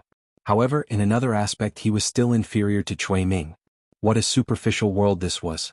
They categorized people based on their looks. People who looked like Cui Ming and Li Mu were liked and pursued by countless women. These good-looking people, whether it was their life or their career, would be smoother than most people. Even the Devil's Sect spies required them to be good-looking. As for people with ordinary looks like them, they often had to put in several times more effort to obtain things that were easily within their reach. He shook his head and sighed, How shallow. It's fine if the women in Divine Capital are shallow, but I didn't expect the demon sect to be so shallow as well. The more handsome a person is, the more they will be suspected. Won't I be in danger then? A voice from behind interrupted Zhang Chun's sigh. He turned around and saw Prince Shou standing not far behind him and Li Mu with a worried look. Zhang Chun's gaze lingered on Prince Shou's bulging belly for a while before he said, Your Highness, you're worrying too much. No one in the imperial court is safer than you. Prince Shou patted his chest and said, That's good, that's good. After that he seemed to have realized something. He pointed at Zhang Chun and said angrily, Zhang, what do you mean by that? Are you saying that I'm not handsome? You're just a deputy of the Imperial Clan Temple. How dare you offend me? I didn't mean that. I think that's what you meant. Why don't you take a piss and look at yourself? What right do you have to talk about me? Let me tell you, when I was young, I was also a famous handsome man in Divine Capital. Prince Shou cursed as he got into the sedan. Zhang Chun returned to the Divine Capital Yamen. Li Mu bought some groceries on the way home. He had just returned from a business trip and planned to give himself a few days off. When he reached the door he saw a figure standing there. Madame Chu stood there and looked at Li Mu. Milord, you've returned. Li Mu looked at her and said, Cui Ming is a spy from the demon sect. The imperial court has put him on the wanted list in all 36 counties. He can't escape. You just have to wait for the news in the capital. Madame Chu shook her head and said, I'm here to bid you farewell. Cui Ming and I have an irreconcilable grudge. I want to kill this bastard with my own hands. Li Mu thought about it and did not try to persuade her again. For the past 20 years she had lived solely on hatred. Her only goal was to kill Cui Ming with her own hands. This was the knot in her heart and her obsession. If she couldn't end Cui Ming with her own hands and resolve this obsession, it would be very difficult for her to make any progress in her cultivation. The gap between the 5th realm and the 6th realm was the biggest gap in the first 6 realms. As long as a cultivator could break through to the supernatural realm, it was only a matter of time for them to reach the creation realm. Those who were less talented would be able to reach the creation realm after a few decades. However, reaching the 6th realm from the 5th realm was not just a matter of time. There were many creation realm experts in the imperial court. The 36 officials were all in the creation realm. However, there were only a few experts in Dongxian. If Madame Chu could not let go of the knot in her heart, she would be stuck at the 5th realm for the rest of her life. Li Mu looked at her and said, You have to be careful. Chui Ming has escaped from the divine capital. I'm afraid there will be experts from the demon sect around him. You'd better meet up with the experts from the imperial court and act together. Madame Chu nodded and said, I understand. After she finished speaking, she slowly knelt on the ground and said, Thank you for taking me in and helping me, sir. After I kill Chui Ming with my own hands, if I'm still alive, I'm willing to serve you as my master and be your servant. Li Mu waved his hand and said, There's no need for that. For the past 20 years, you've been living for hatred. I hope that after you kill your enemy you can live for yourself. Madame Chu was a pitiful person. She had met a bad man who caused her own death and her entire family to be killed. However, compared to the daughter of the Zhejiang County chief, she was considered lucky because she had the chance to kill her enemy. The first half of her life was already unfortunate enough. Li Mu felt uneasy about taking her in as a servant. Madame Chu kowtowed 3 times to Li Mu and turned to leave. The space around Li Mu was filled with her feelings of gratitude. Ever since he condensed the 7 spirits, he rarely cultivated by absorbing emotions. Compared to spiritual jades and psyche power, the way to produce the 7 emotions was very troublesome. However, Li Mu did not waste the emotions left by Madame Chu. On the path of cultivation, the easier it was to obtain a power, the harder it was to cultivate. For example, the spiritual power of heaven and earth was contained in various places. As long as one knew how to guide it, they could refine it for cultivation. However, this method of cultivation was very slow and it was very difficult to increase one's level. As for special powers like the 7 emotions and psyche power, although they were very difficult to obtain, they could greatly increase one's cultivation speed. Li Mu's cultivation speed was so fast not because he had a pure yang body, but because the people of the divine capital were using psyche power to support his cultivation. Of course, the most important reason was that he had met the Empress. If the Empress had not given him enlightenment when he was at a bottleneck, Li Mu would probably still be stuck at the concentrating spirit realm. Not only did she help Li Mu break through to the next level, but in the past few nights, she had also used the dream entry technique to teach Li Mu divine abilities in his dreams. Under her guidance, Li Mu made rapid progress. In just 3 days he had mastered 2 divine abilities. Other than that, Li Mu would also play chess with her in his dreams and chat with her. Of course, most of the time he was asking the Empress questions about his cultivation. After watching Madame Chu leave, Li Mu returned home and cooked dinner. After hesitating for a while, he took out the conch and activated it with his spiritual power. Your Majesty, have you eaten? There was no response from the conch for a long time. Just as Li Mu was about to put it away, the space in the courtyard rippled and the Empress appeared out of thin air. Li Mu was very envious of her ability to transform into a living person. However, the teleportation technique required one to be at the peak of Dongxian. He still had a long way to go. When he was in the north region, he used the nature pill to save Su He. Li Mu planned to care more for the Empress when he returned to the divine capital. She was actually just an ordinary woman trapped in a cage. This had nothing to do with her identity as an Empress, nor did it have anything to do with her transcendent strength. What she needed the most was not power or strength but family and friends. Li Mu could not be her family. He could only try his best to be her friend. Moreover, with the healing element Xiaobai around, she should be able to experience some feelings that the Empress could not in the palace. After the meal, the Empress gave Xiaobai some pointers on her cultivation. Before she left, she suddenly looked at Xiaobai and asked, Do you want to go to the palace with me to play? Xiaobai was a little tempted. However, she first looked at Li Mu. Li Mu nodded and said, If you want to go, you can go with Sister Zhou. As a single dog, she did not sleep in the middle of the night and made conch porridge with Li Mu just to listen to his love story with Lu Hanyan. It was enough to see how lonely the Empress was. Xiaobai was naturally adorable. If she stayed by the Empress's side, she could relieve some of her loneliness. Different from Shangguan Li and Mr. Mei, in Xiaobai's heart, there was no Empress of the Great Zhou. There was only Sister Zhou who treated her very well and gave her the essence of the celestial fox. The Empress did not lack people who respected her. What she lacked were people who were not afraid of her identity as the Empress and treated her as an equal. Since ancient times, it had been lonely at the top. Whether it was the peak of strength or the peak of status, once one climbed to the top, it was easy to become lonely. Xiaobai had been longing for the beautiful scenery of the imperial garden for a long time. After seeing Li Mu agree, she happily held the Empress's hand and said, Okay. The 2 figures disappeared in front of Li Mu again. Li Mu walked to the courtyard and began to practice his new supernatural power. After a while in the imperial garden, Zhou Yi looked at Xiaobai and asked, Xiaobai, how did you meet Li Mu? Speaking of this, a brilliant smile appeared on Xiaobai's face as she said, before I could transform, I accidentally fell into a hunter's trap. It was Benefactor who saved me and even bandaged my wounds. From then on, I swore to repay Benefactor. Zhou asked curiously, how? Xiaobai blushed slightly and said, I want to marry Benefactor and stay by his side for the rest of my life. Zhou was slightly stunned and asked, doesn't he already have a fiancée? Xiaobai said, Benefactor has sister Lu and sister Wanwan, but he can also have me. The three of us will accompany Benefactor for the rest of our lives. Zhou Qiong had already forgotten a certain matter, but Xiaobai's words caused her to involuntarily recall the absurd scene she had seen in Li Mumu's dream that night. This caused her, who had never experienced something like this before, to feel an indescribable panic in her heart. She even felt a deep sense of fear. Then she was suddenly shocked. On the path of cultivation, this was not the first time she had felt this. This was an inner demon. As her cultivation increased, the inner demon would also become stronger. Once an inner demon was born, the consequences would be unimaginable. She wanted to suppress this palpitating heart, but the more she tried not to think about it, the clearer the image in her mind became. With great difficulty, she finally suppressed this palpitating heart with supreme determination. In her heart, she was already extremely regretful.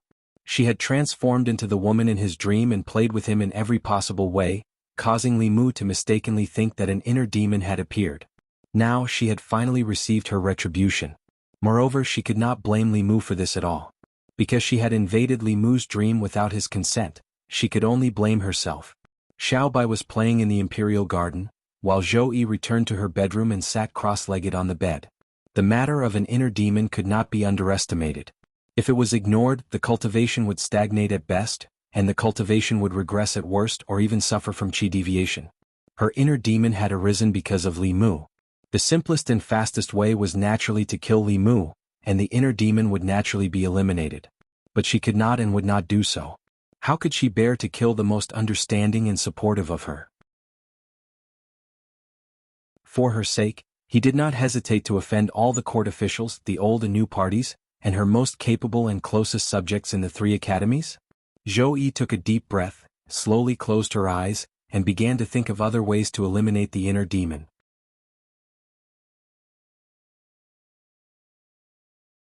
Chapter 294. Late at night. Li Mu laid on the bed in a comfortable position, waiting for the Empress to arrive. Perhaps it was because she had broken Li Mu's wet dream the last time, but these days, the Empress had never entered his dreams without saying a word. Instead, she would take the initiative to hypnotize Li Mu and then appear. However, tonight, Li Mu waited for a long time, but the Empress didn't appear. He opened his eyes and took out the conch. After inserting his mana, he asked softly, Your Majesty, are you not coming tonight? No sound came from the conch. Li Mu waited for a while before putting it away. Although he didn't know what the Empress was busy with, it was obvious that she wouldn't be coming tonight. Li Mu didn't wait any longer and quickly entered the dream. Jianghu Palace. Zhou Yi lay on the bed, tossing and turning. As soon as she closed her eyes, the scene would appear in front of her. After a while, she got up from the bed and sat cross-legged. She forced herself to enter an ethereal state. The moon was bright and the stars were sparse. Li Mu stood in the courtyard and looked up at the full moon in the sky, deep in thought. For a few days, the Empress didn't appear in his dreams. Although she didn't appear often before, her identity wasn't exposed at that time. A few days ago, she entered Li Mu's dreams every day to teach him spells. Not only that, during the morning court session today, the seat that should have been his was replaced by Lady Mei. She said that it was the Empress's arrangement. Li Mu couldn't help but wonder if he had offended the Empress in some way, or if he had angered her. After thinking carefully, Li Mu ruled out this possibility. After returning from the North County, he treated the Empress even better than before. He was worried that she would be lonely, so he took the initiative to chat with her at night, talking about life and dreams. He was worried that she would be tired of eating delicacies, so he personally cooked her favorite dishes and sent his Xiaobai to the palace to accompany her. The Empress had no reason to be angry with him. That night, Li Mu thought about it all night, but he still couldn't figure out the reason. The next morning, he prepared to enter the palace to sound out the Empress.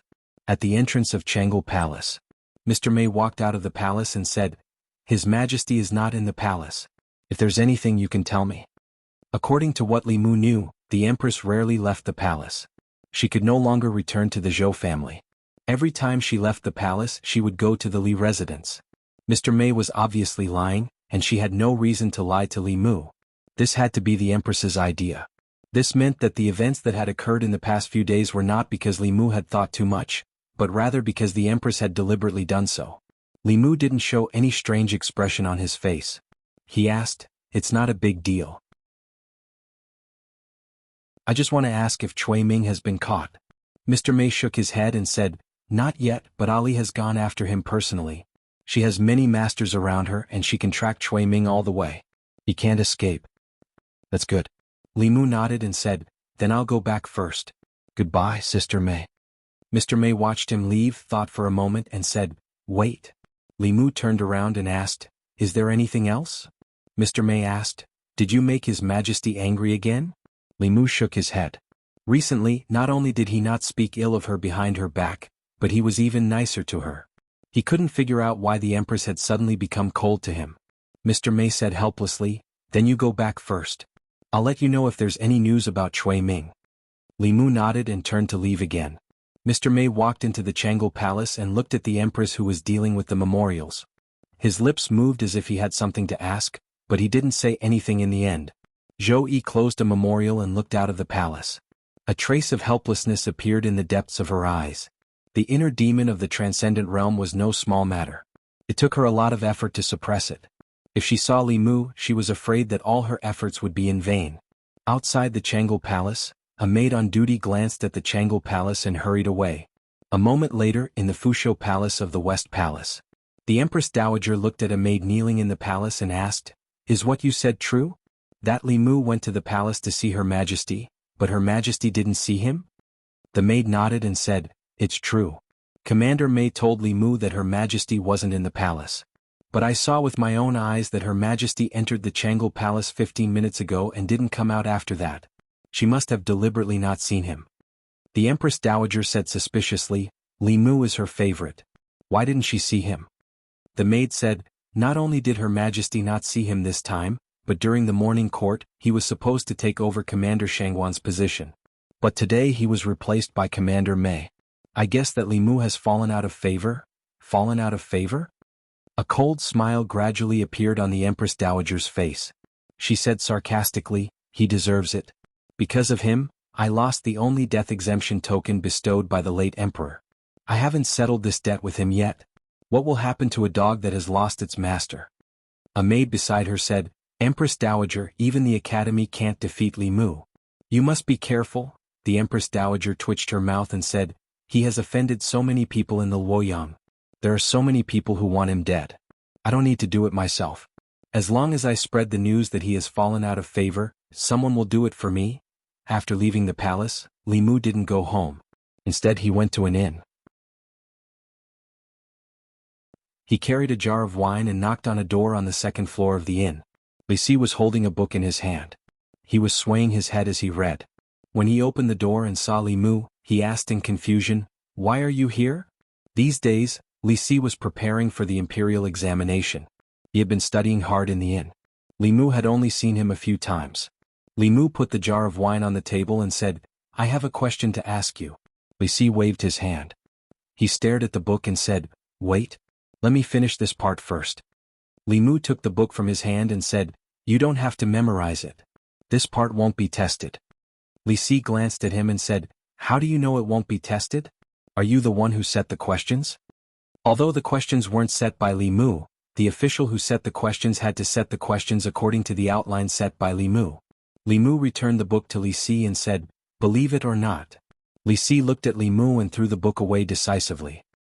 He said, "Remember to tell me what the questions are a few days in advance." Li Mu said, "There aren't any questions. I can highlight the key points for you.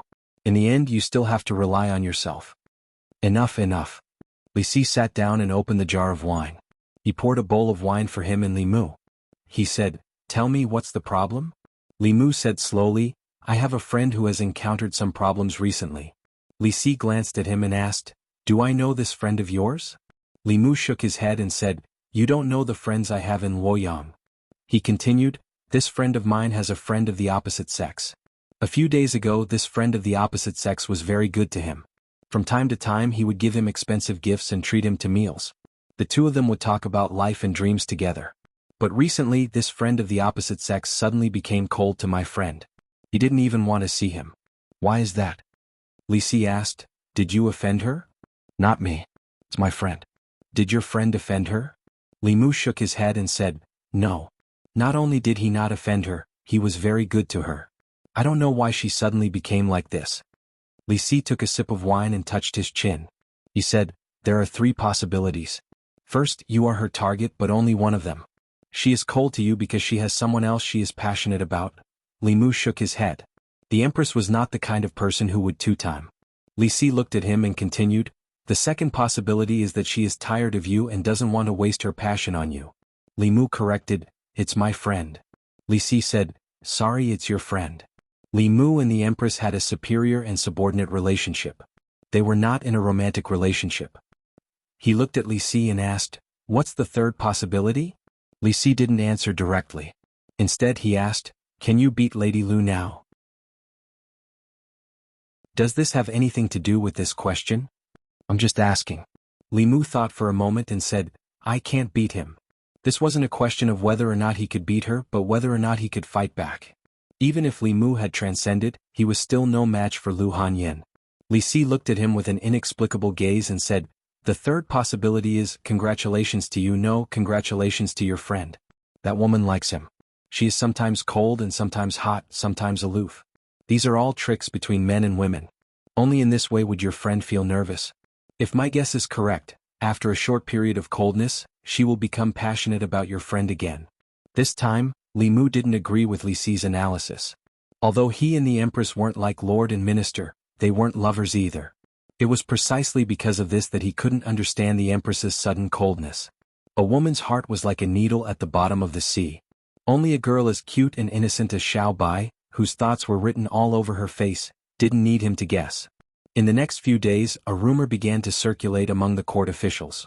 Li Mu, the imperial censor of the palace, had fallen out of favor. First, he lost his status as a close official who could convey the Empress's decree. Then, when he asked to see the Empress, he was rejected. In the next few days, Li Mu didn't even attend the morning court, and the Empress didn't say anything about it. All of this showed that Li Mu had fallen out of favor. He had no status or background. The only thing he relied on was the Empress's favor. Without the Empress's favor, any random official in the court could kill him hundreds or thousands of times. Li residence. After the morning court, Zhang Chun hurried over. Li Mu was cooking in the kitchen. He said, old Zhang, you came just in time. Go and call Li Si. Let's drink together. Drink my ass. Zhang Chun quickly walked over and asked, what happened between you and the Empress? Li Mu said, nothing. Zhang Chun said anxiously, nothing? Everyone in the court is saying that you've fallen out of favor. Aren't you worried at all? Li Mu said indifferently, it's up to the Empress to decide whether I've fallen out of favor or not. What's the use of being worried? Zhang Chun hurriedly said, you're not worried but I am. As someone who's been through it, let me give you a piece of advice. Between a man and a woman, if there's any misunderstanding between a man and a woman, it's better to talk it out. Don't hold it in. The longer you hold it in, the bigger the problem.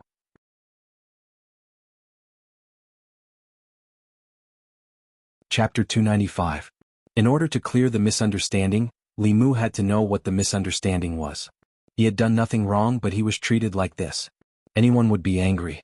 Zhang Chun tried his best to persuade him. The consequences of this are very serious. Think about it. You've offended so many people in Fairy's capital. Once you lose His Majesty's protection, many people won't be able to stop themselves from attacking you. As soon as he finished speaking, there was a knock on the door of the Li residence. Li Mu walked to the door and saw 2 constables standing outside.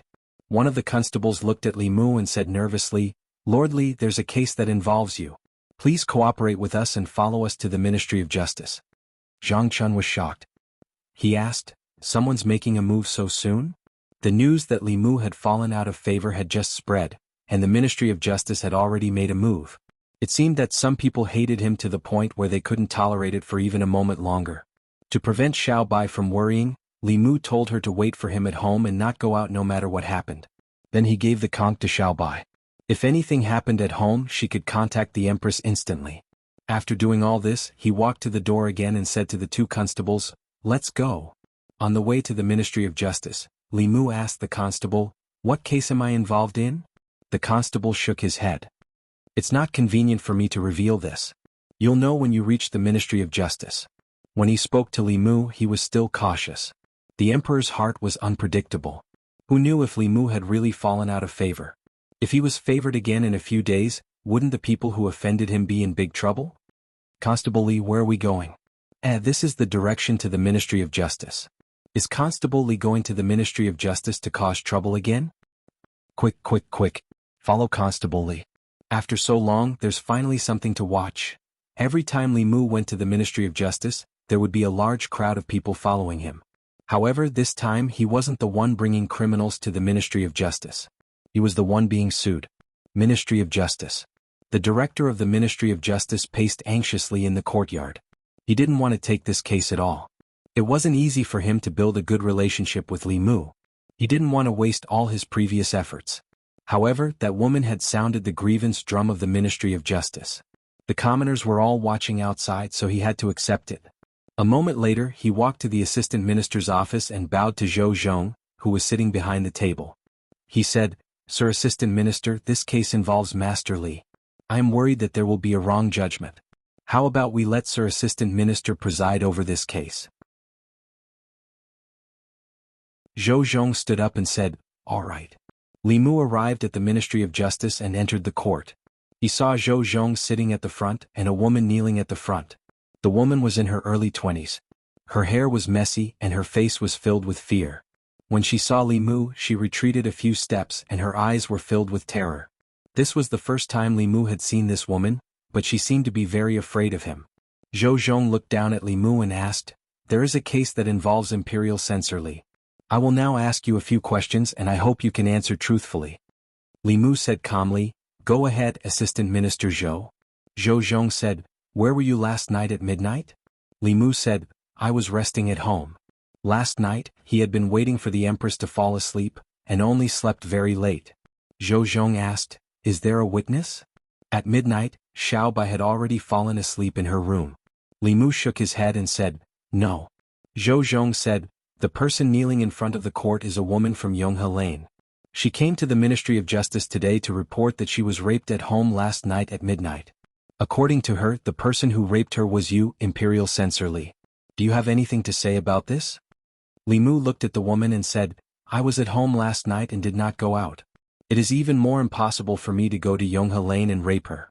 Why is this lady falsely accusing me?" Zhou Zhong looked at Li Mu and said, "If Lord Li has a clear conscience, can you allow me to perform a soul search?" A soul search was different from a soul search. Under a soul search, a person's memories would be flipped through without any secrets. A soul search was only used to ask specific questions, and was most often used by the government during investigations. A soul search was useless against Li Mu. The art of tranquility could keep one's heart calm at all times. Not to mention Zhou Zhong, even the Empress could not use a soul search to find out the secrets in Li Mu's heart. He said directly to Zhou Zhong, "Assistant Minister Zhou's soul-searching technique is useless against me. There is no need to expend any more mana. Furthermore, under the circumstances where there is no evidence, it is against the law to search the soul of the accused. The accuser should produce evidence and not have the accused prove his innocence." Zhou Zhong thought for a moment and nodded. He looked at the woman again and asked, "Lady Su, you said that Censor Li raped you last night. Do you have evidence?" Lady Su raised her head and said, "I saw it with my own eyes and experienced it personally. It is the evidence." Zhou Zhong looked at her and said, "Lord Li is an official of the imperial court.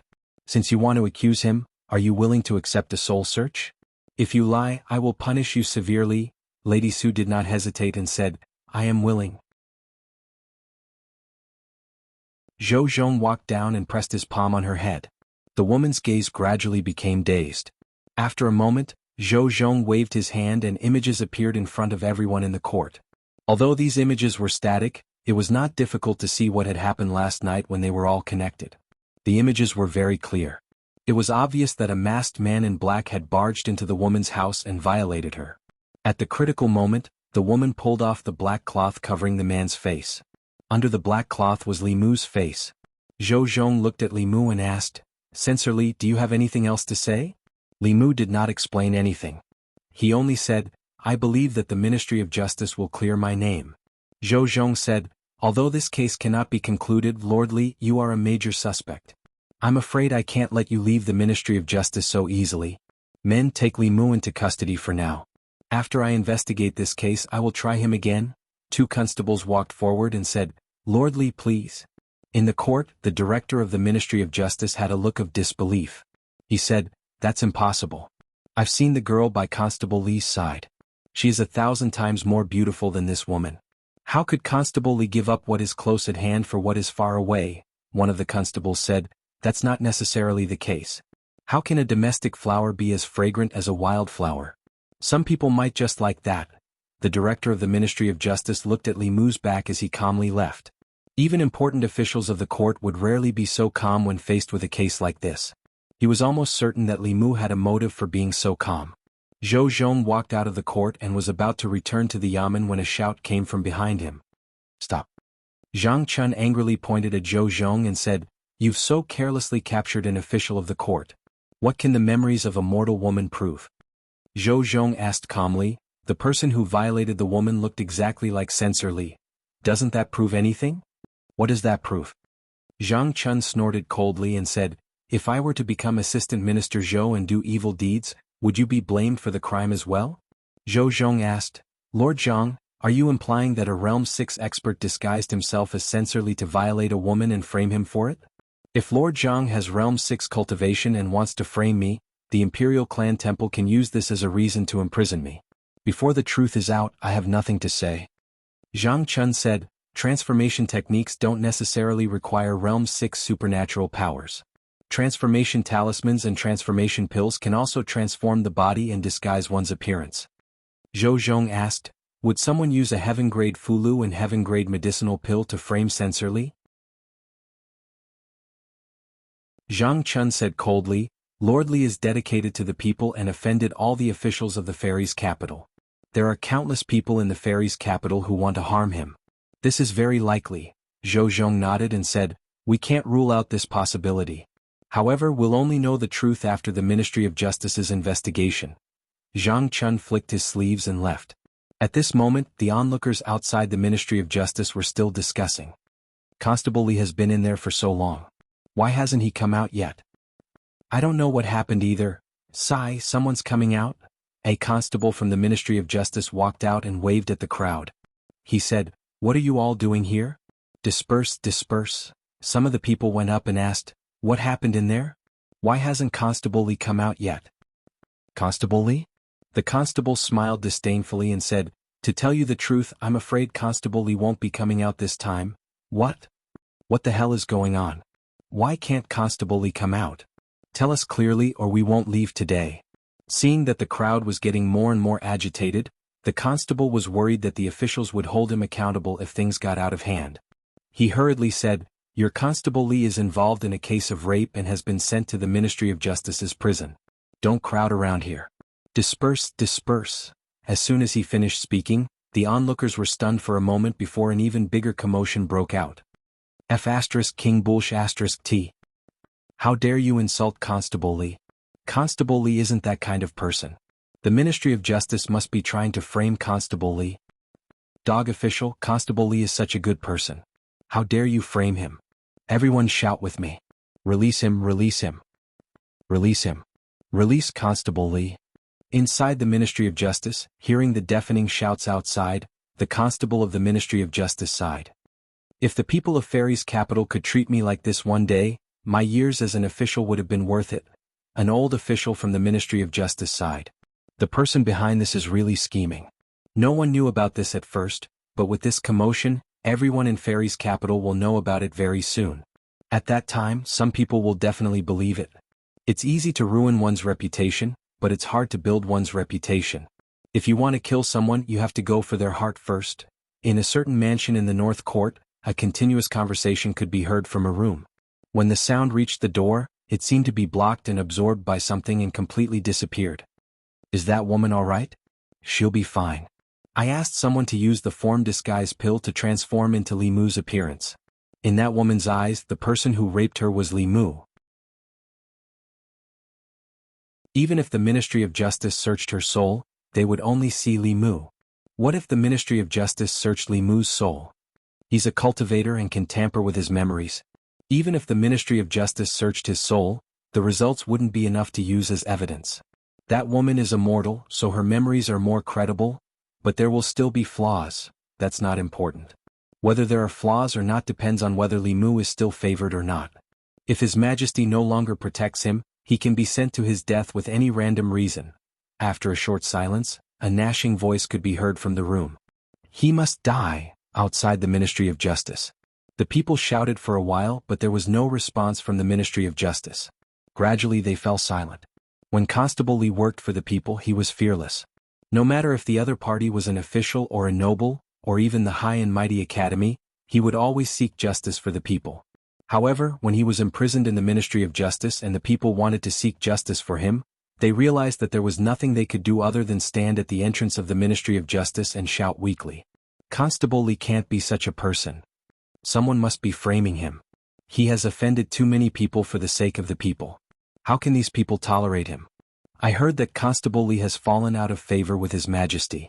Perhaps that's why those people attacked Constable Li. But why did Constable Li fall out of favor? He has always worked for the people and for His Majesty. The expressions on the people's faces changed from helplessness to worry. At this moment, someone in the crowd suddenly said, "You may know a person for a long time without understanding his true nature. Perhaps that Li Mu has always been pretending. This is his true nature. Otherwise, why would the Ministry of Justice arrest him?" As soon as that person finished speaking, someone grabbed him by the collar and pulled him out of the crowd. A burly man lifted him up and glared at him. He shouted, "Who do you think you are? How dare you speak of Constable Li like that?" When Constable Li was beating up those hedonistic villains and abolishing the Silver Penalty Act for the people, where were you? When Constable Li struck young ruffian Zhou with lightning and made the decision for that pitiful family, where were you? When Constable Li fought against the 3 major academies and cried out for the countless victims in Fairy's capital, where were you? Now that Constable Li is being framed, you jump out. Tell me, are you hired by the person who framed Constable Li? What are you trying to do by slandering Constable Li? It would have been better if that person didn't speak. Once he did, the indignant anger in the people's hearts finally found an outlet. In the past 3 months, Li Mu had used his actions to prove what kind of person he was. No one in Fairy's capital had the right to criticize him. Although they were in the Great Zhou's capital of Fairy's capital, they had always been shrouded in darkness. It wasn't until Li Mu's appearance that the people finally saw a ray of light. Li Mu shone brightly in the hearts of the people of Fairy's capital. The only thing more dazzling than him was the sun in the sky. At this moment he was being framed and someone was taking advantage of the situation to sow discord. This completely enraged the people who were already angry. In an instant the people punched and kicked. The person who slandered Li Mu was immediately buried in their punches and kicks. If it weren't for the bailiffs from the Ministry of Justice who saw that something was wrong and stepped out to stop them, there would have been another tragic case in front of the Ministry of Justice before Li Mu's case was over. Because of the commotion in front of the Ministry of Justice, this case that was originally limited to the Ministry of Justice quickly spread.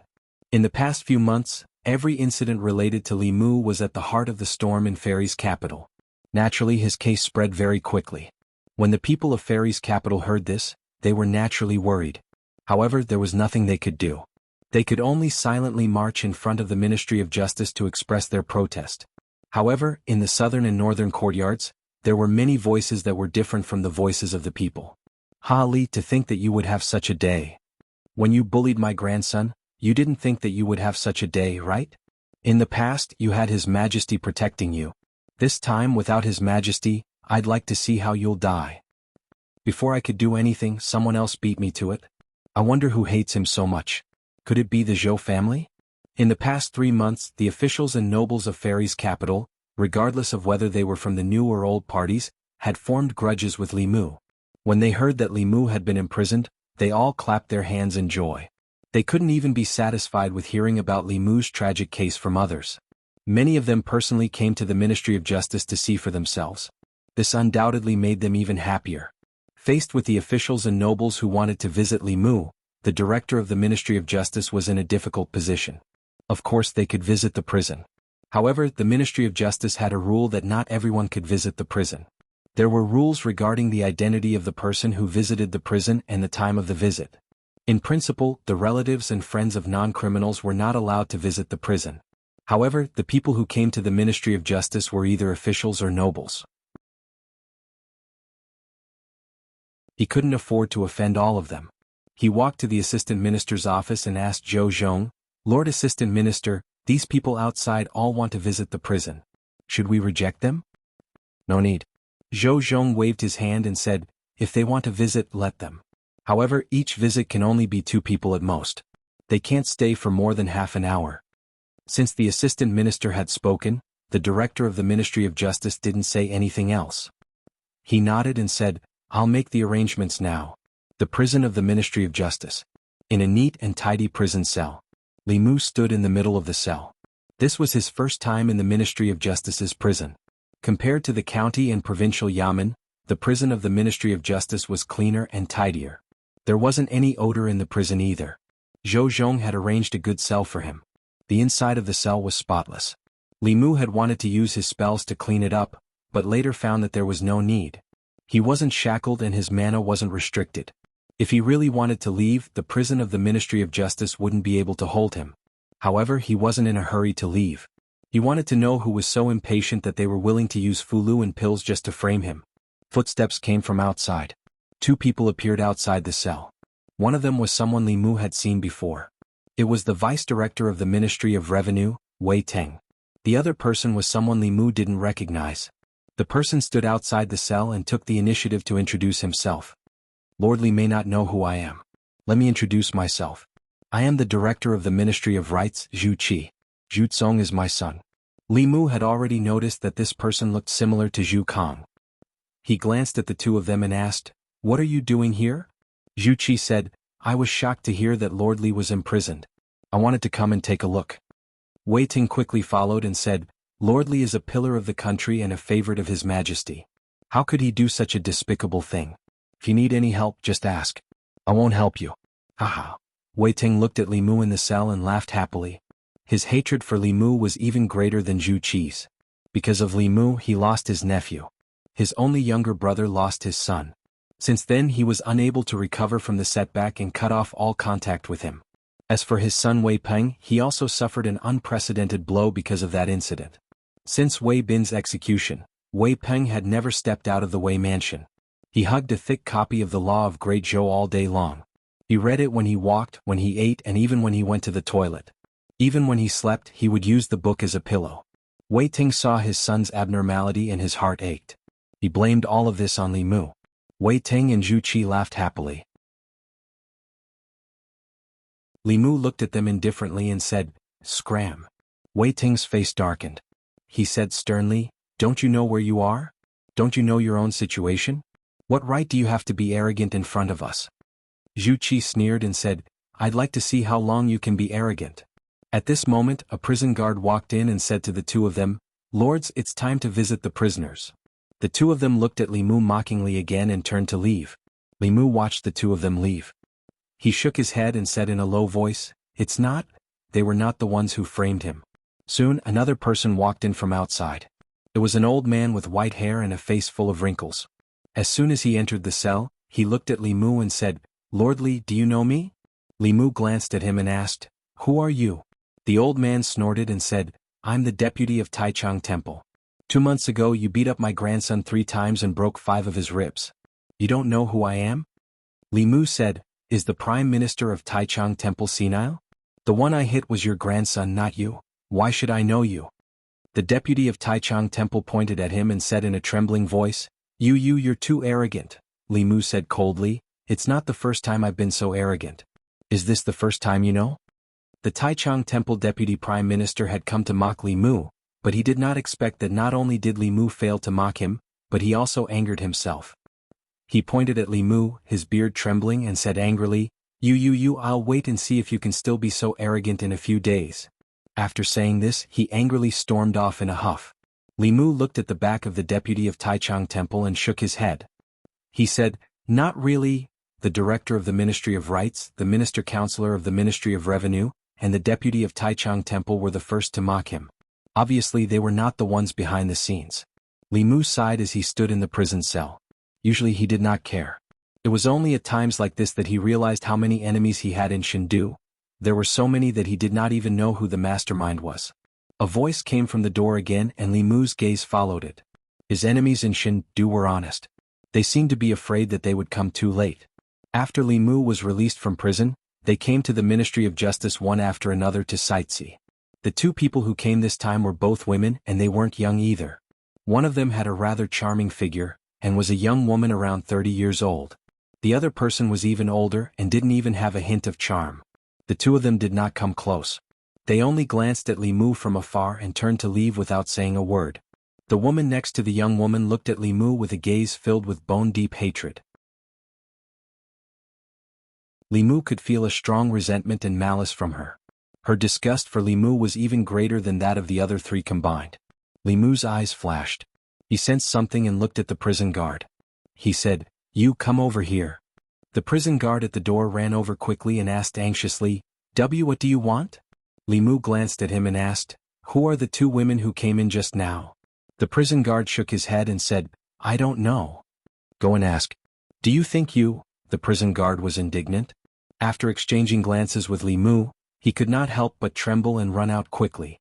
After a while he ran back in and said, "I asked. It's the fourth madam of the Zhou family and the wife of the Minister of Rights. The wife of the Minister of Rights is the daughter of the fourth madam of the Zhou family, Director Zhou." Li Mu said the name softly. His guess was confirmed. There were many people in the divine capital who hated him, but Zhou Ting and his wife were definitely two people who hated him to the core. Their only son had died at the hands of Li Mu. Li Mu had always been wary of Zhou Ting, but after Zhou Ting left office, he stayed in the Zhou family and did not leave. Li Mu thought that he was plotting a bigger scheme, but he did not expect that the first to act would be his wife. Since he had found the mastermind, there was no need for him to stay in the Ministry of Justice. He looked at the prison guard again and said, "Call Zhou Zhong over." The prison guard did not dare to talk back this time and ran out. Not long after, Zhou Zhong walked slowly into the prison. He looked at Li Mu and asked, "Censorly, do you have anything else to say?" Li Mu said indifferently, "That woman's matter has nothing to do with me. Someone framed her." Zhou Zhong shook his head and said, "Lord Li's one-sided statement cannot be used as evidence." Li Mu asked, "Did the person who raped that woman succeed?" Zhou Zhong said, "That woman from the Su family had her chastity taken last night." Li Mu looked at him and said, "If that's the case, then this case cannot be done by me." Zhou Zhong asked, "Why?" Li Mu's face showed a trace of unnaturalness. He said, "Because this official hashtag at yen asterisk." Zhou Zhong took a step forward and tilted his ear. He said, "I didn't hear you clearly. Please repeat yourself, Lord Li." Li Mu's forehead darkened. He gritted his teeth and said, "Because this official's primordial yang is still there." Zhou Zhong's expression was clearly stunned. Not only him but even the prison guard was stunned. The two of them had never imagined that Li Mu would be able to use such a reason to clear himself of suspicion. But when they thought about it carefully, it seemed that no testimony would be as powerful as this one. This was a special case to begin with. That woman had been raped and her chastity taken. Naturally, that criminal had done something indescribable with her. In other words, the criminal of this case had to be someone who had been through it before. It was impossible for him to be a virgin. A man's primordial yang would be lost the first time he fused with a woman.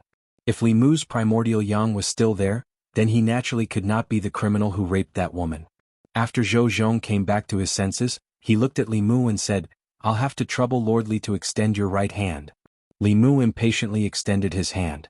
Zhou Zhong was clearly not like Xiao Bai, who could see through his chastity with a single sentence.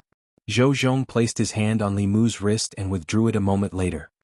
He immediately ordered the prison guard behind him, "Open the door." The prison guard hurriedly took out a key and opened the door. Li Mu walked out of the cell and glanced at Zhou Zhong. He said, "The Ministry of Justice, I'll remember this." Zhou Zhong shook his head and said, "You can't blame the Ministry of Justice. If Lord Li had been able to produce this evidence in court, then you wouldn't have been temporarily detained." Zhou Zhong was speaking nonsense. There were so many people in court. Using such a method to prove his innocence in front of those people was shameless, but Li Mu was. This was one reason. The other reason was that Li Mu wanted to lure the snake out of its hole, to draw out the true mastermind behind this case. Zhou Zhong walked to the door of the prison and extended his hand. He said, "Lord Li, please," at the same time that Li Mu and Zhou Zhong walked out of the prison in the Li residence. Xiao Bai was anxiously pacing around in the courtyard. Although she didn't go out, she still heard the people outside talking about the matter. Her benefactor was in danger, but she couldn't help it all. In the end, she gritted her teeth and took out a conch. After activating it with her mana, she said with a sobbing voice, "Sister Zhou, please save my benefactor, Jianghu Palace." Zhou Yi, who was sitting cross-legged on the brocade couch, entered an ethereal state to avoid her inner demons. Suddenly she opened her eyes. She waved her hand lightly and an image appeared in front of her. It was the image of Li Mu being locked up in the Ministry of Justice's prison. Her expression changed slightly. Her figure flashed and appeared outside Jianghu Palace. She asked, "What happened to Li Mu?" Mr. Mei had also just received the news and was hesitating whether he should inform the Empress. He immediately said, "Your Majesty, Li Mu was framed and locked up in the Ministry of Justice's prison." She finally could not hold back the doubts in her heart these past few days and asked, "Your Majesty, what did Li Mu do to make your Majesty unhappy?" Zhou Yi was puzzled. "Why do you ask?" Mr. Mei said helplessly, "Please forgive Mei Wei for asking too much. Your Majesty has been too cold to him these days, so much so that there are rumors in the court that your Majesty is dissatisfied with him." Li Mu has fallen out of favor. The only reason he can live peacefully in the fairies' capital is because your Majesty has his back. He can't live without your Majesty. Once your Majesty abandons him, the various forces in the fairies' capital will make a move on him. Zhou Yi couldn't tell Mei Wei that she was avoiding Li Mu because she wanted to control her inner demons. She also didn't expect that her actions would cause such serious consequences. Mr. Mei continued, "Li Mu can't live without your Majesty. Your Majesty's actions will disappoint him. With his personality, your Majesty might lose him forever." Not only Li Mu couldn't live without her, but she couldn't live without Li Mu either. In this cold court, only Li Mu could bring her some warmth. Zhou Yi had already realized the severity of the situation. She said, "Go to the Ministry of Justice and bring him out immediately." "Forget it, I'll go myself." As soon as he finished speaking, his face turned into Mr. Mei's and he disappeared into thin air. Ministry of Justice. Li Mu walked out of the prison and found a group of people outside. The director of the Ministry of Rights, the minister of the Ministry of Revenue, and the minister of the Taichung Temple hadn't left yet. They were shocked when they saw Zhou Zhong and Li Mu walk out. Why is he out? Why did the Ministry of Justice let him out? Is there any law here? Zhou Zhong walked in front of them and said, "This case has nothing to do with Lord Li. The Ministry of Justice caught him by mistake." The minister of the Taichung Temple said angrily, "That woman has already identified him. You've also searched her soul. This case was obviously done by Li Mu. How can you protect him like this?" Zhou Zhong said calmly, "The Ministry of Justice only cares about evidence when handling cases. Lord Li has evidence to prove that this case has nothing to do with him." The director of the Ministry of Rights said in disbelief, "What evidence?" Zhou Zhong glanced at Li Mu and said, "Lord Li is still a Yuanyang body." As soon as he finished speaking, there was silence in the room. There was no better reason than this to clear him of suspicion in this case. After all, it was impossible for a rapist to still be a virgin after the rape. Perhaps even the mastermind behind the scenes would never have guessed that Li Mu was a fledgling. They couldn't understand why Li Mu was such a handsome man. He could have any woman he wanted. How could he be a virgin? Moreover, the woman beside him was so beautiful. How could he hold himself back? Was he even a man? Seeing everyone's eyes and expressions, Li Mu wished he could sew Zhou Zhong's mouth shut. However, he was no match for Zhou Zhong. His gaze swept across the director of the Ministry of Rights, the minister of the Ministry of Revenue, and the minister of the Taichung Temple. He said, "You guys are very good." The three of them felt a chill run down their spines straight to their heads. No one expected that Li Mu would be able to escape so quickly. Based on his past temperament, the three of them probably wouldn't have a good life in the future. Looking at Li Mu's back as he left, the director of the Ministry of Rights said with a pale face, "What do we do now?" The minister of the Ministry of Revenue snorted and said, "What are you afraid of? The current Li Mu is no longer the Li Mu of the past. Without his majesty, what is he?" The minister of the Taichung Temple was also relieved. He agreed and said, "That's right. He escaped once, but can he escape a second time or a third time? There are countless people in Luoyang who want him dead. He won't be able to jump around for long." The three of them comforted themselves in such a way, and their anxious hearts finally relaxed. Zhou Zhong glanced at them and asked, "Are the three of you so sure that Li Mu has really fallen out of favor?" The three of them, who had just relaxed, suddenly became worried again. The director of the Ministry of Rites asked, "Sir Zhou, what do you mean by that?" Zhou Zhong shook his head and said, "It's hard to fathom a ruler's heart. Once in favor, once out of favor, once out of favor, and once again back into favor. This has happened a lot in history. You guys are too impatient." When Li Mu walked out of the Ministry of Justice, he was surprised to see Mr. Mei walk in. Mr. Mei was surprised to see Li Mu. He asked, "Why did you come out?" Li Mu said, "I didn't do it in the first place. It'll be fine as long as I explain it clearly." Mr. Mei asked, "How did you explain it?" Li Mu waved his hand and said, "That's not important." He looked up at the sky and said, "It's almost lunchtime. Sister Mei, do you want to go home with me and have a meal before going back to the palace?" Mr. Mei thought for a moment and said, "His Majesty hasn't eaten yet. I'll go back and ask His Majesty first."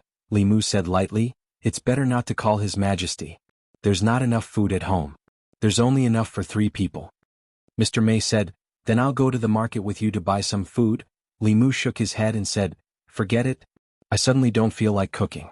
I'll just go back and eat some steamed buns and salted vegetables with Xiaobai. Goodbye, Sister Mei." Mr. Mei watched Li Mu's figure disappear from her sight. She stood there in a daze, with a confused and helpless expression on her face. After a moment, she withdrew her gaze and slowly walked toward the palace gate. Jianghu Palace. Zhou looked at Mr. Mei and asked, "Was I really wrong?" Mr. Mei's lips moved, but he didn't know what to say. When Her Majesty was young, she focused on cultivation and rarely had contact with others. She was used as a pawn by the Zhou family. After she ascended the throne, she was high above the masses and no one around her could talk to her. Although she wasn't young, she didn't have much experience and didn't know how to get along with others. Almost everyone around her was respectful to her. They only obeyed her and did not dare to resist. However, Li Mu did not belong to that almost exception. She couldn't say that the Empress was wrong. She could only say, "I hope Your Majesty doesn't blame Li Mu. He's loyal to Your Majesty and is full of passion. It's inevitable that he'll feel sad and disappointed when something like this happens. This shows that he's really loyal to Your Majesty." Zhou thought for a moment and said, "Then it's my fault." It was nighttime. Li Mu lay on the bed, unable to calm down. He didn't care about being framed and imprisoned because those people were his enemies. This was what his enemies should do. Meanwhile, he had been loyal and devoted to the Empress, clearing all obstacles for her. He had even cared about her life, relieving her of her worries and boredom. He had invited her to his home for a meal, and had even cooked her favorite food. However, his passion had been exchanged for indifference and alienation. He felt that it wasn't worth it. The human world wasn't worth it.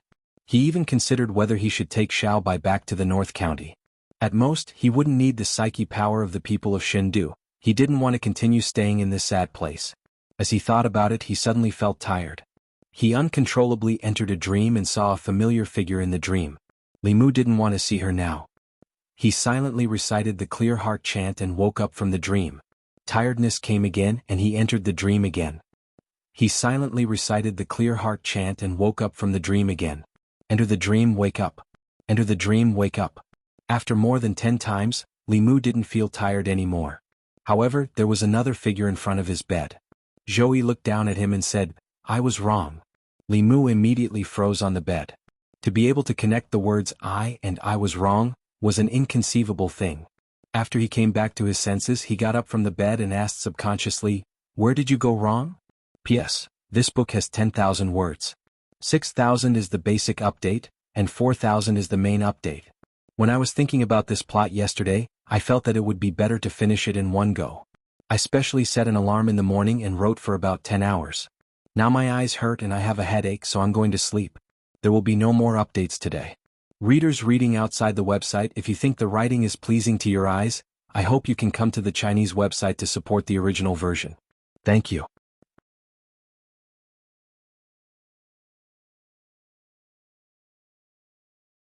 Chapter 296. As soon as Li Mu opened his mouth, he felt that it was somewhat inappropriate to ask this question. After all, she was the Empress, the ruler of a country. He could not treat the Empress like Lu Hanyan. However, he thought about it again. What was wrong with the Empress? Was it natural for the Empress to do something wrong? He was loyal to her not because she was the empress, nor was it because she was beautiful. It was only because she had obtained his approval. If she didn't know where she went wrong this time, it was very likely that she would do it again next time. She could always be cold to him and she could also always be warm to him, but she couldn't always be hot and cold to him. Li Mu was working for her, not in love with her. What was this? Zhou Yi stood in front of the bed and thought for a while. She then said, "It was my fault for not being considerate enough and giving some people in the court an opportunity to take advantage of me and bring you so much trouble." She did not understand the main point of the matter. Li Mu gently shook his head and said, "I am not afraid of trouble, nor am I afraid of any enemy. As long as your majesty is behind me, even if my enemy is the entire court or the entire world, so what? What I am afraid of is that, for your majesty and the great Zhou, I will make the entire world my enemy, but when I turn around I will find that there is no one behind me." In the darkness, Zhou Yi's gaze was somewhat absent-minded. She had never thought that someone would make the entire world his enemy for her. But after thinking about it, she realized that in the past few months, Li Mu had indeed done this. But what had she done? She had abandoned him and left him to face countless enemies alone. The reason he had so many enemies was not because of himself, but because of the great Zhou, because of her. Li Mu looked at the silent Zhou Yi and asked, "I would like to ask your majesty if I have done something to make your majesty unhappy. If I have offended your majesty, would your majesty please make it clear? Even if your majesty wants me to die, please let me die with a clear understanding. Do not let me be muddle-headed. No, no." Zhou Yi couldn't tell the truth in front of Li Mu. He could only say, "Yes, it was Zhen who encountered an inner demon. These days, Zhen has been suppressing the inner demon and has no time to care about other things. Therefore Zhen neglected you." Li Mu was stunned for a moment. Then shock appeared on his face. Her Majesty was a 7th realm transcendent cultivator. The inner demons of a cultivator of this level were extremely terrifying. Once the inner demons were born, their cultivation would be stagnant. This was already the best outcome. If it was more serious, his cultivation would regress, his mind would be affected by his inner demons, or he might even die. Then he breathed a sigh of relief. So it was only the Empress suppressing her inner demons. He had thought that he had fallen out of favor. It was a misunderstanding, a misunderstanding. It's not a big deal. He raised his head to look at the Empress and said, "Your Majesty, please recite with me. Your heart is as clear as ice. You will not be alarmed even if the sky collapses. You will remain steadfast. You will be happy and calm. You will not be stained by dirt. You will not be stained by vulgar things." In the end, the reason why inner demons were born was because the mind was in chaos. The art of tranquility was used to calm the mind. It wasn't just for inner demons. Soul manipulation arts, illusion arts, seduction arts, dream invading arts, and other arts that could affect one's mind to perform arts were all trash in front of the art of tranquility. Although this wasn't the most basic way to suppress inner demons, it was very effective in avoiding them. Heart is as clear as ice. You will not be alarmed even if the sky collapses? Zhou Yi didn't understand, but she still recited a few words in her heart with Li Mu. Then, a look of surprise appeared on her face. Ever since she came here, she had been suppressing the throbbing in her heart and suppressing the inner demons. With her 7th realm strength, it was still a bit difficult for her to completely suppress the inner demons. But after reciting a few words, the throbbing in her heart calmed down. This was obviously a spell that could quickly calm the mind. There were many spells for calming the mind in both Buddhism and Taoism. The royal family also had many secret spells. These days, Zhou Yi tried them one by one, but they didn't have much effect. Only the few spells that Li Mu taught her had an immediate effect. Her heart immediately calmed down, and she no longer felt the throbbing of her inner demons. Li Mu looked at Zhou Yi and asked, "Your Majesty, are you feeling better?" Zhou Yi nodded and said, "Much better." Li Mu explained, "The art of tranquility can calm one's mind under any circumstances, but using it to suppress one's inner demons is still a temporary solution. Your Majesty, if you want to completely solve your inner demons, you have to start from the source." Zhou Yi said unnaturally, "I know." To start from the source she had to start from Li Mu. But how should she start? She was silent for a while, then looked at Li Mu again and said, "From now on, I will always stand behind you. No matter what you encounter, just do it. You have me." With these words, Li Mu was much more relieved. But he couldn't help but regret and blame himself for misunderstanding the Empress. He had almost wronged her. At this time Zhou Yi asked again, "Do you know who set you up?" Li Mu said, "Someone changed into my appearance, defiled that woman and framed me. If it wasn't a Dongxian master, then someone used a transformation talisman and a false form elixir. The false form divine power could change one's body into a man or a woman, big or small, or a divine bird or a strange beast. It could only be used by see-through Shen stage cultivators who had a profound cultivation base. This was not a simple illusion, but an essential change from the inside to the outside.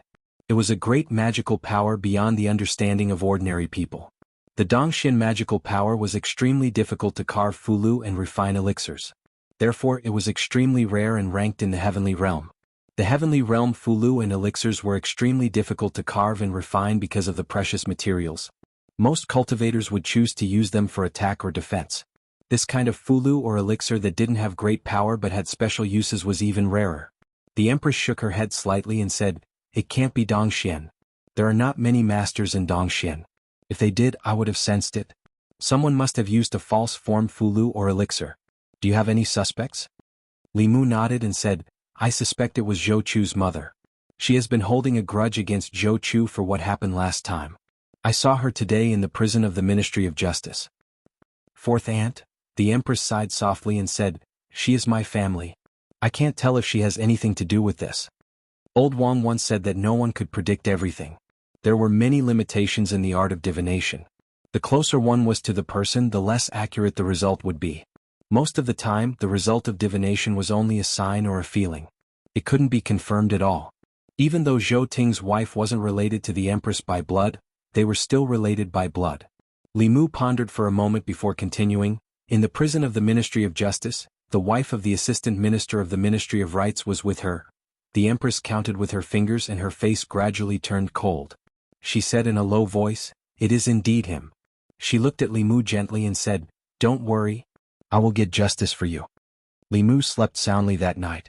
He no longer resented the Empress. What the Empress said later made him feel completely at ease. He even dreamed of the Empress in his dream.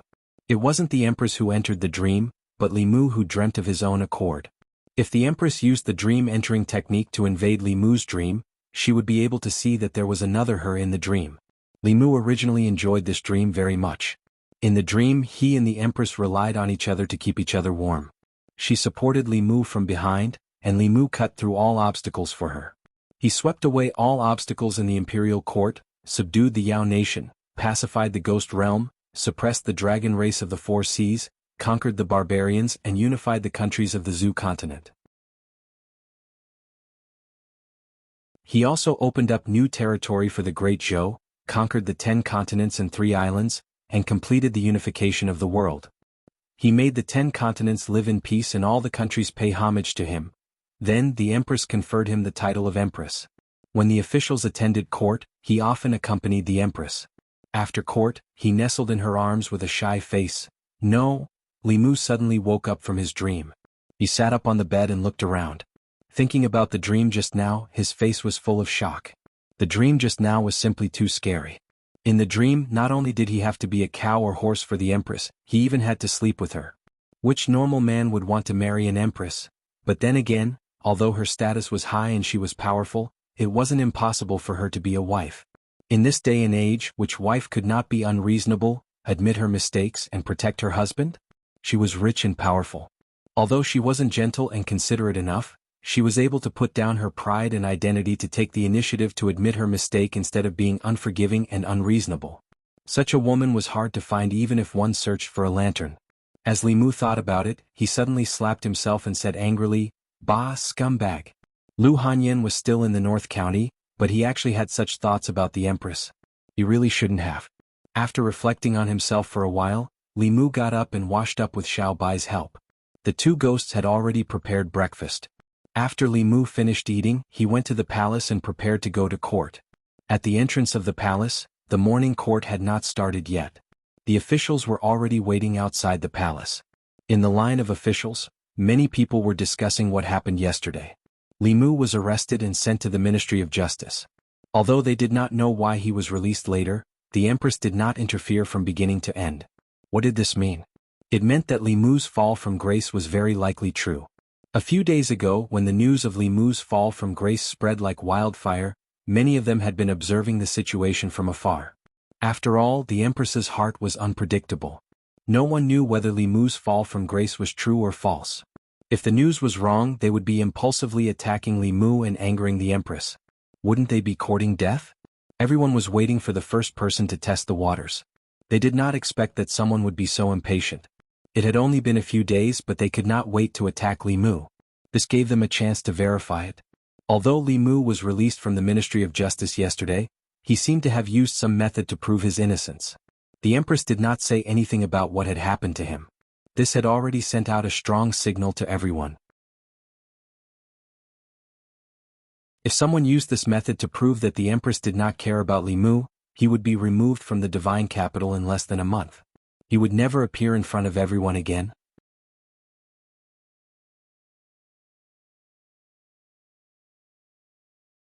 Chapter 297. The imperial court had been peaceful for so long, and the sudden appearance of a disruptor was something that no one wanted to see.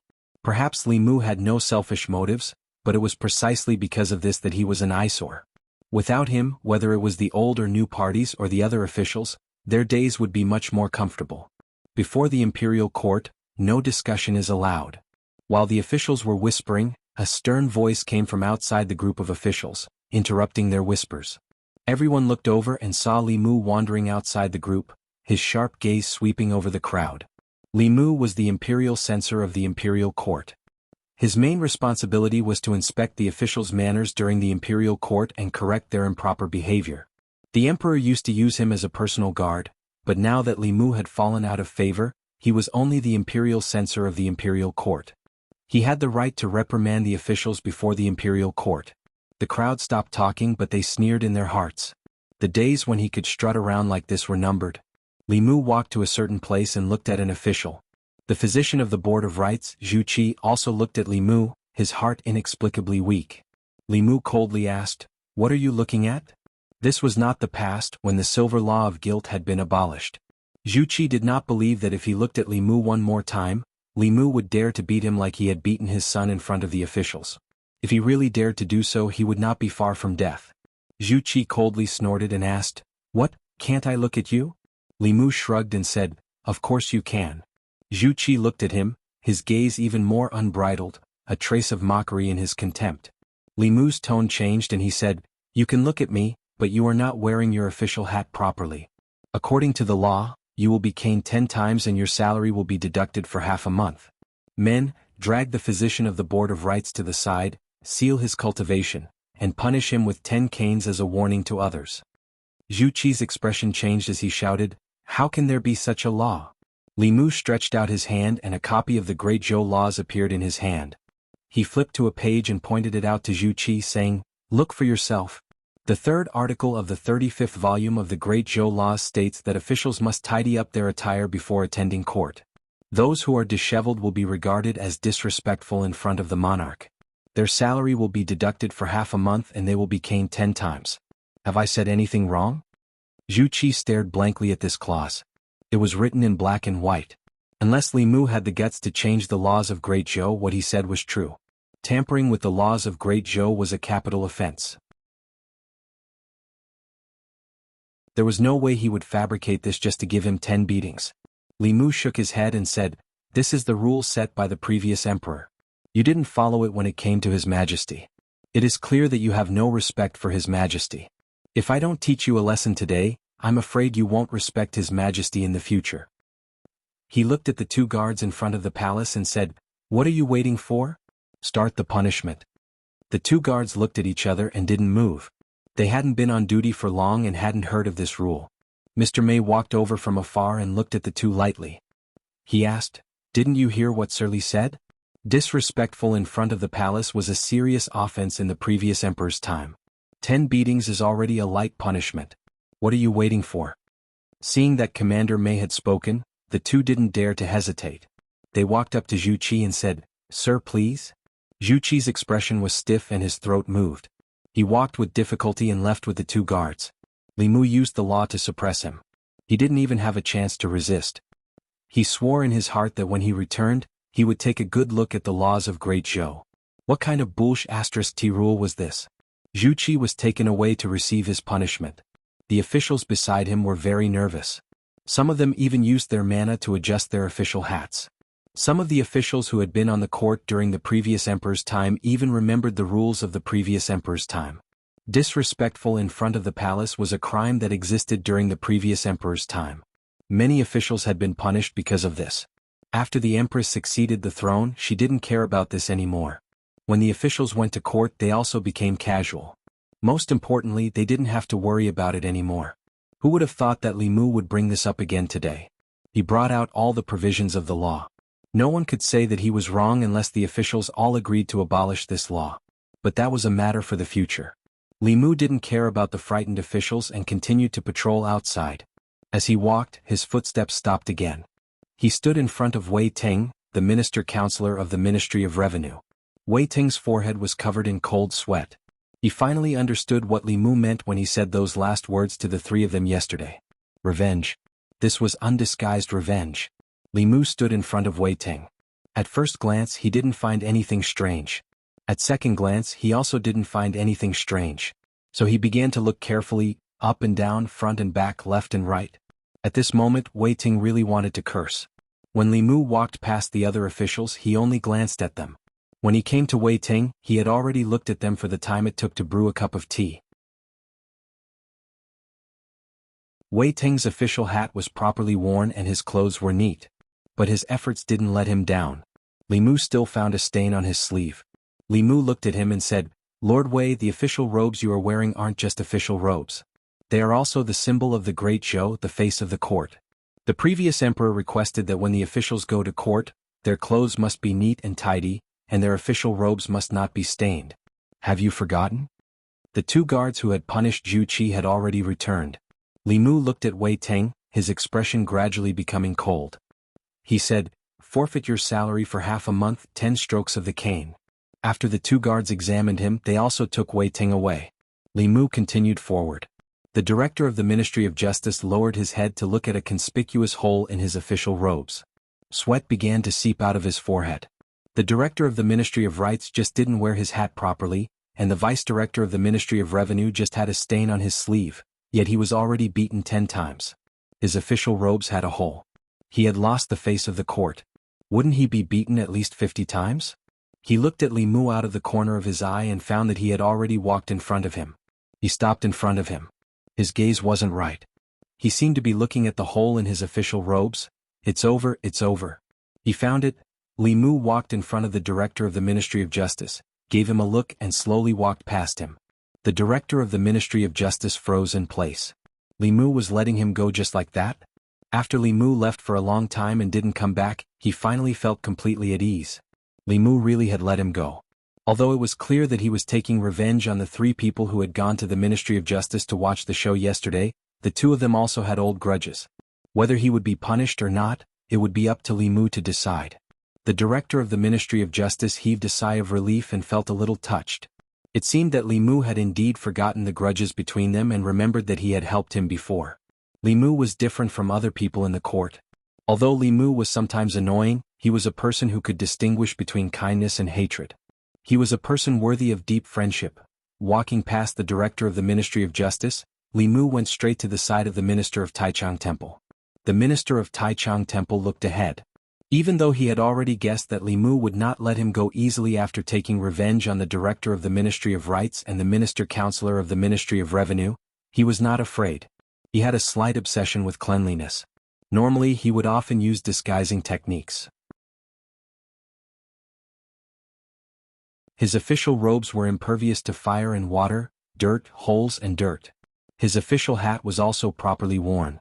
Even with Li Mu's discerning eyes, he could not find anything that could be used against him. Li Mu walked in front of the minister of Taichang Temple and sized him up for a long time. He could not find anything wrong with him. His official robe was spotless. It was obvious that he had cast a concealment technique on it. His official hat was also properly worn.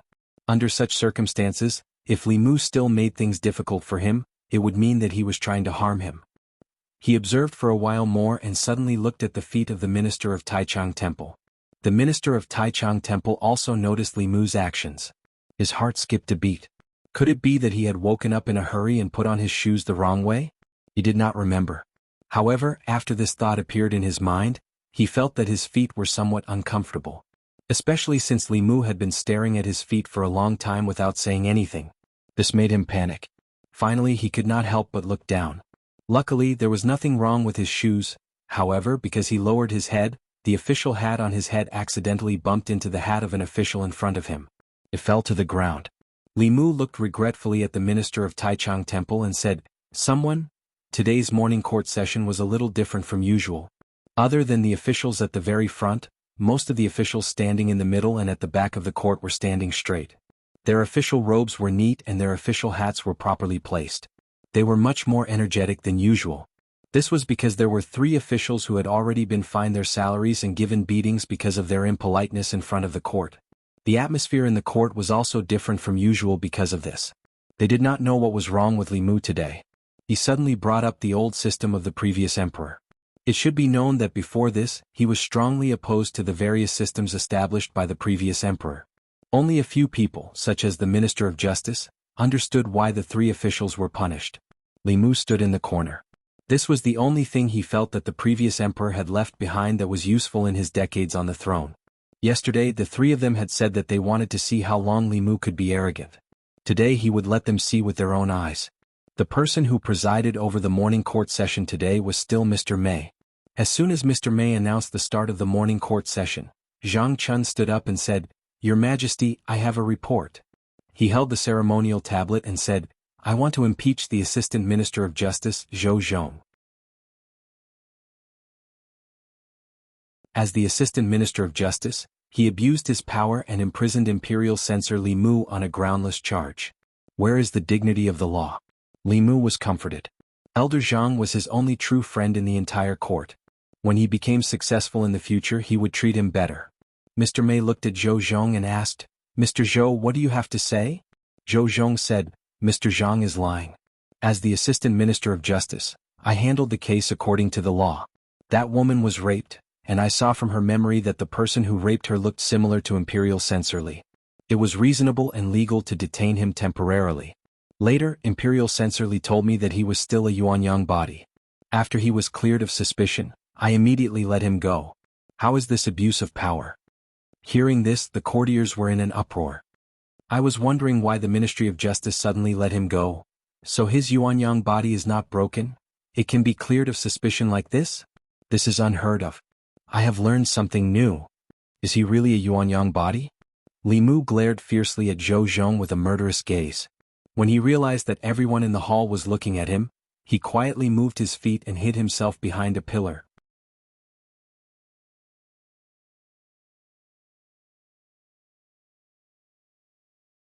Chapter 298. In Crepe Myrtle Palace, Li Mu hid behind a pillar, wishing he could tear Zhou Zhong's mouth apart. He still had his yang energy. Not only did he not feel ashamed, he even felt a little proud. If it weren't for the fact that his primordial yang was still there, how could this case be explained so quickly? But pride was one thing. Pride and making the case known to the whole world were 2 different things. That damn Zhou Zhong. He had been a bachelor for decades. What right did he have to criticize him?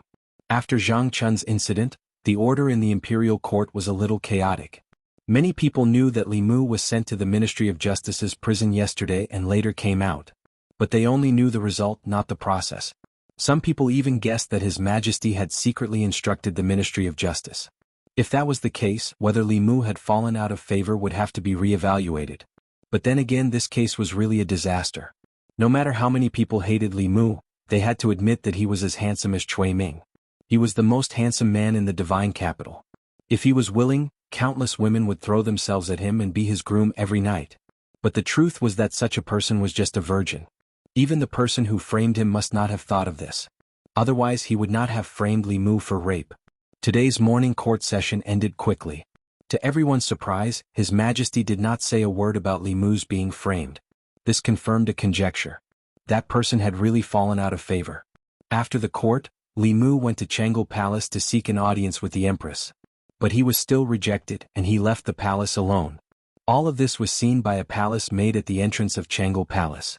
The officials in the palace, such as the palace secretary and the minister of the 3 provinces, also saw Li Mu's lonely figure leaving the palace. This news quickly spread to all the residences in the north and south courtyards. Zhu residence. Zhu Qi was lying on his bed. In the morning, his cultivation had been restricted, and he had been caned 10 times. He had just taken a medicinal pill to treat his injuries.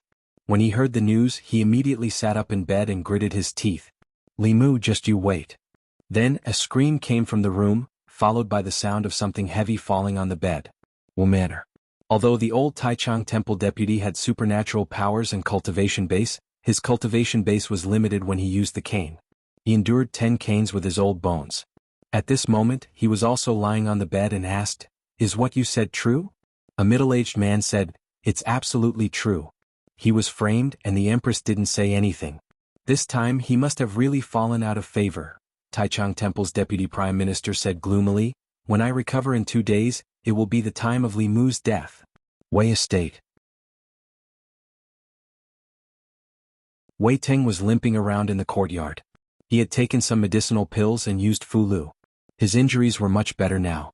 When he heard about what had happened after the court was dismissed, he was overjoyed. This would be the last time he suffered a loss at the hands of Li Mu. As long as the emperor no longer protected him with the power of the old party, Li Mu would be at their mercy. Ministry of Rights Assistant Minister's Estate. A woman said hatefully, "I didn't succeed last time. This time I'll make sure she dies without a complete corpse." The news that Li Mu had fallen out of favor caused quite a stir among the officials and nobles. In front of the Li Manor, Zhang Chun knocked on the door with a worried expression. This time he was really panicking. Li Mu had been framed, but the emperor was indifferent. After the court was dismissed, he went to see the emperor but was rejected. The matter was much more serious than he had imagined. He didn't want to live in a big house with 5 entrances. He also didn't want to have a group of maids and servants. As a friend, he had to remind Li Mu to leave the divine capital as soon as possible. He had to get further and further away from here and never come back. As for himself, he had to consider resigning from his position. Zhang Chun knocked on the door of the courtyard. As soon as the door opened, he smelled a fragrance. It was the familiar fragrance of hot pot. Li Mu stood at the door and asked, "Why are you here, O Zhang?" Zhang Chun was about to speak when he suddenly saw a figure beside the stove in the courtyard. It was a beautiful woman. She was putting a piece of tofu from the pot into a bowl. The moment he saw the woman's face, Zhang Chun's head buzzed. The news that Li Mu had fallen out of favor had spread like wildfire. Who would have thought that the empress would refuse Li Mu's request to see her and eat hot pot with him in the Li Manor an hour later? No one would believe it if he told them about it. When he came back to his senses, he immediately looked at Li Mu and said, "It's nothing. I just came to tell you that we should have a meal together when you're free." Li Mu said, "We're eating.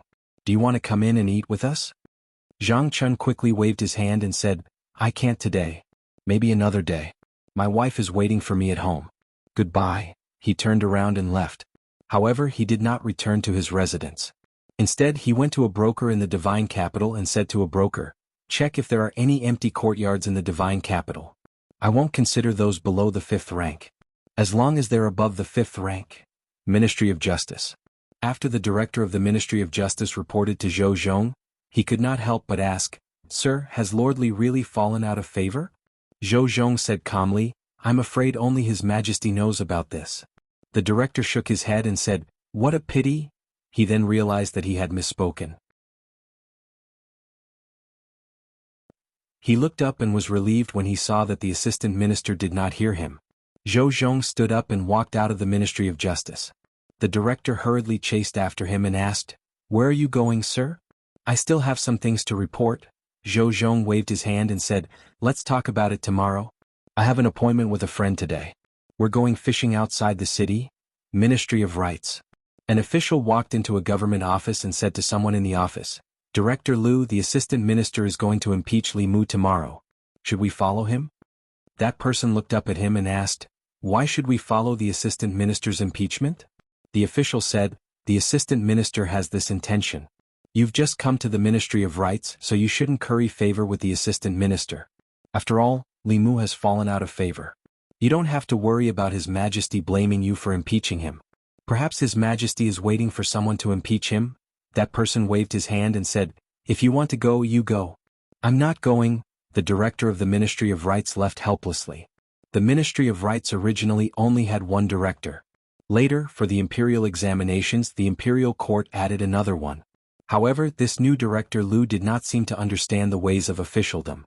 Director Zhu was biased towards the old party. However, he did not dare to disobey the assistant minister. He had just come to the Ministry of Rights, but if he did not listen to the assistant minister, he would not have a good life in the future. After the director of the Ministry of Rights left, Director Liu curled his lips and said, "Impeach my ass. A bunch of idiots." Prince Shou's residence. Prince Shou liked to listen to operas. In addition to the stage built in the residence, there was also more than one opera troupe. Today he seemed to be particularly interested. After listening to a few plays, he waved his hand at the performers on the stage and said, "I'm not listening to Prince Consort Shui today. Sing Taizu Fishing for me, Zhou residence." During the meal in the Zhou residence, Zhou Xiong ate a few mouthfuls and put down his chopsticks. He looked at Zhou Jing and said, "Big brother, this time, Li Mu will not be able to escape this calamity. Should we call fourth brother out? If he sees this scene he will be very happy. Will not be able to escape this calamity?" Zhou Jing looked at him and asked, "How so?" Zhou Xiong said, "Li Mu has already lost the emperor's favor. As far as I know this time, whether it's our people or the old party, they all want to get rid of Li Mu completely. Fourth brother hates him to the bone. We have to let him see it with his own eyes." Zhou Jing put down his chopsticks and said, "Use your brain and think about it." With Wuer's personality, even if it's not her close official, if any official in the imperial court was framed and slandered in such a despicable way, she will not do anything. Will she not let the Ministry of Justice and the Supreme Court investigate? Zhou Xiong was stunned and said in shock, "This?" Zhou Jing said, "How can I not understand my own daughter? If she wasn't really angry she wouldn't have done this. The next morning court will probably be very lively." Zhou Xiong's expression changed and said, "What should we do? The matter of framing Li Mu was obviously instigated by my sister-in-law. The director of the Ministry of Rights is in danger. We have to remind him that the imperial examination is imminent. Nothing can happen to him, it's too late." Zhou Jing said, "Last time the Zhou family didn't do as she wanted. Now she hates you and me to the bone. She won't even return to the Zhou family and won't listen to you. If she had succeeded in framing Li Mu last time, it would have been fine. But if she had failed, the director of the Ministry of Rights would have been lost. It's too late for you to remind her now." Zhou Xiong was stunned and muttered, "Could this be Li Mu's scheme again?" Zhou Jing didn't deny it and said, "I'm afraid that even his fall from grace last time was fake news released by him and Wu." Zhou Xiong said with a sullen face, "Her Majesty used to be so naive and pure. How did she become like this? She couldn't think of such a method. That Li Mu is as cunning as a fox. He must have taught Her Majesty the wrong things." He thought for a moment and asked, "Should we remind the others?" "No need." Zhou Jing shook his head and said, "If they can't even see through such a simple trick, they are useless. They should give up their positions as soon as possible and let someone capable take over." Li residence. Li Mu put the fish and tofu that the Empress liked to eat into the pot and asked with concern, "How is Her Majesty's inner demon?" Zhou Yi picked up a piece of tofu and blew on it gently. She took a small bite and said, "It's all thanks to the chant you taught me. It's much better now." For some reason, ever since her inner demon first appeared, she would see Li Mu and it would throb uncontrollably. But after the morning court session, even without the chant, the inner demon didn't appear again. Perhaps it was because she imagined that Li Mu had been through hundreds of battles, which left such a shadow in her heart. But in reality he was just like her, inexperienced. After realizing this fact, she felt much better. Li Mu was relieved when he heard this and picked up a piece of tofu for himself. According to the Empress's intentions, she would expose the director of the Ministry of Rights during today's morning court session, cripple his cultivation, and banish him. But Li Mu stopped her. Li Mu knew very well that the director of the Ministry of Rights and the mother behind him weren't the only ones who wanted his life. This time he might as well take advantage of the situation and give them a collective surprise. So he proposed to join forces with the Empress and pretend that he had fallen out of favor. This would send a wrong signal to those who were ready to make a move. Finally, with the help of the case of the assistant director of the Ministry of Rights, they could catch them all in one fell swoop. After this incident, he believed that the remaining people would be much more obedient. The Empress agreed to Li Mu's plan without even thinking about it. The two of them had already put on the show and released the bait. Now they were just waiting for the fish to take the bait. Crepe Myrtle Palace. Today's morning court session was held as scheduled. Since the end of the previous morning court session, many people in the court had been looking forward to today's session. The morning court session had just begun when another official stood up and said loudly, "Your Majesty, I have a memorial." The minister-counselor of the Ministry of Revenue held up a memorial and said, "I would like to impeach the constable of the Luoyang Yamen, Li Mu. During his patrol, he often hung around the music hall and neglected his duties." As soon as he finished speaking, the director of the Ministry of Rites also stood up and said, "I would also like to impeach Li Mu. During his tenure, he accepted bribes from the people." The deputy director of the Taichung Temple also stood up and said, "I would like to impeach Li Mu. As the imperial censor of the palace, he used his position to suppress dissidents and abused his power. I would also like to impeach Li Mu. I would like to impeach Li Mu. I would like to." After the minister-counselor of the Ministry of Revenue, the director of the Ministry of Rites, and the deputy director of the Zongjing Temple stood up, a few more officials stood up one after another. The target of their impeachment was also Li Mu. Without a doubt, this was a premeditated impeachment. These officials had already discussed this matter before going to court. Among these people, there were officials from the old party and also officials from the new party. Among them, officials from the Ministry of Rites made up the most. However, after these people stood up, they looked at each other and saw the confusion in each other's eyes. According to their guesses, there were countless people in the court who wished for Li Mu's death. However, at this moment there were less than 10 people who stood up. This was far from the number they had expected. What were the other people in the court waiting for? Although the assistant director of the Ministry of Rites was also puzzled, there was indeed no one who stood up to impeach. According to the procedure, it was time for him to appear. He walked out with his ceremonial tablet and said, "Your Majesty, the imperial censor was originally a clear stream in the court. The imperial censor of the palace, Li Mu, has many controversial actions and is no longer suitable to be the imperial censor." He did not impeach Li Mu. He just took the opportunity to raise a request that sounded reasonable. The imperial censor was an honest official. With so many officials impeaching Li Mu, it meant that he was no longer suitable to be the imperial censor. Moreover, the reasons for their impeachment were not groundless. In the past 3 days he had put in a lot of effort to impeach Li Mu. If Li Mu was not the imperial censor, he was just a lowly constable in the divine capital. A lowly constable could be easily transferred out of the divine capital for any reason. By then they would have the final say on how Li Mu would die. After the assistant director of the Ministry of Rites finished speaking, the court was very quiet. The important officials in front of him did not agree or disagree. Most of the other officials were also quiet.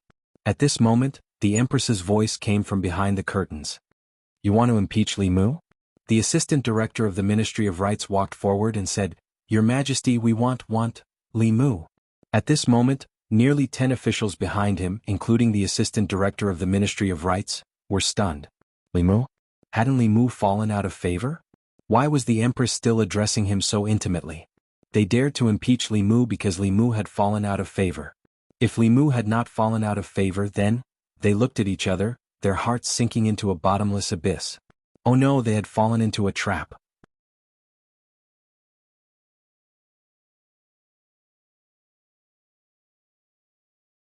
Chapter 299. The Empress's words of Minister Li caused the noisy court to fall into a temporary silence. Her Majesty rarely said the words, "beloved minister." She only addressed the ministers in the imperial court as ministers. How could she address a minister who had fallen out of favor as beloved minister? The only possibility was that Li Mu's falling out of favor was just an illusion. Other than those who stood out to impeach Li Mu, most of the officials in the court showed a look of understanding. Today's scene was within their expectations. This was a trap set up by the Empress and Li Mu together. His Majesty and Li Mu teamed up to act as bait in order to lure these people out, and they really took the bait. At this moment, Zhang Chun cleared his throat and stood out. He said, "Your Majesty, I have something to say." Mr. Mei looked at him and asked, "What do you have to say, Lord Zhang?" Zhang Chun pointed at the minister-counselor of the Ministry of Revenue and said, "Lord Wei said that Constable Li spent time in the music hall during his patrol and neglected his duties. Then I would like to ask, in the case of Xianxia, who was not afraid of the Academy's pressure. As a constable, Constable Li patrolling brothels, music halls and restaurants is his duty. If it were not for the outlaws of Luoyang who often bullied the weak and humiliated the musicians, would Constable Li frequent these places?" Wei Ting opened his mouth and was speechless. He knew that Zhang Chun was not entirely right, but at this moment it was not important. The Empress Minister Li just now made him completely panic. As long as Li Mu did not fall out of favor, no matter what they did, it would be in vain. At this moment, Zhang Chun pointed at the Minister Counselor of the Ministry of Rights and said, "You said that Li Mu accepted bribes when he was on duty. As everyone knows, Constable Li is not afraid of power and wholeheartedly serves the people. He has brought justice for many innocent people in Luoyang. The people respect him and love him. When he was patrolling the streets, they understood his hard work and served him tea to quench his thirst and a bowl of noodles to allay his hunger. This is the people's kindness to him. You call this accepting bribes?" He snorted and looked around at the people in the court. He said, "If this is called accepting bribes, then I hope that all of my colleagues in the court today can make the people willingly accept bribes. Touch your conscience. Can you?" The Minister Counselor opened his mouth but could not refute. He knew what Zhang Chun said better than anyone else, but so what? His Majesty doted on Li Mu, so the people gave him these gifts to show their love and respect for him. Li Mu had lost the favor of the emperor, and the commoners had given him these gifts. He had accepted bribes. This was the court. They guessed that Li Mu had lost the emperor's favor. That was why they dared to stand up today and use this as a reason to impeach Li Mu. But judging from the situation in front of them, they seemed to have guessed wrong. One wrong step and the whole game was lost. In the end, Zhang Chun pointed at the senior minister of Taichang Temple and said, "You said that His Excellency Li took advantage of his position to attack dissidents. What is dissident and what is self? His Excellency Li has a noble character and has never formed cliques for personal gain. On the contrary, you all consider yourselves as the new and old cliques. The crime of disrespect in front of the palace was set by the late emperor. His Excellency Li respected the late emperor and carried out the law set by the late emperor, so he punished you. How dare you?" The minister Taichang Temple's face turned red. "You are slandering me." Many people in the court looked at Zhang Chun with disdain.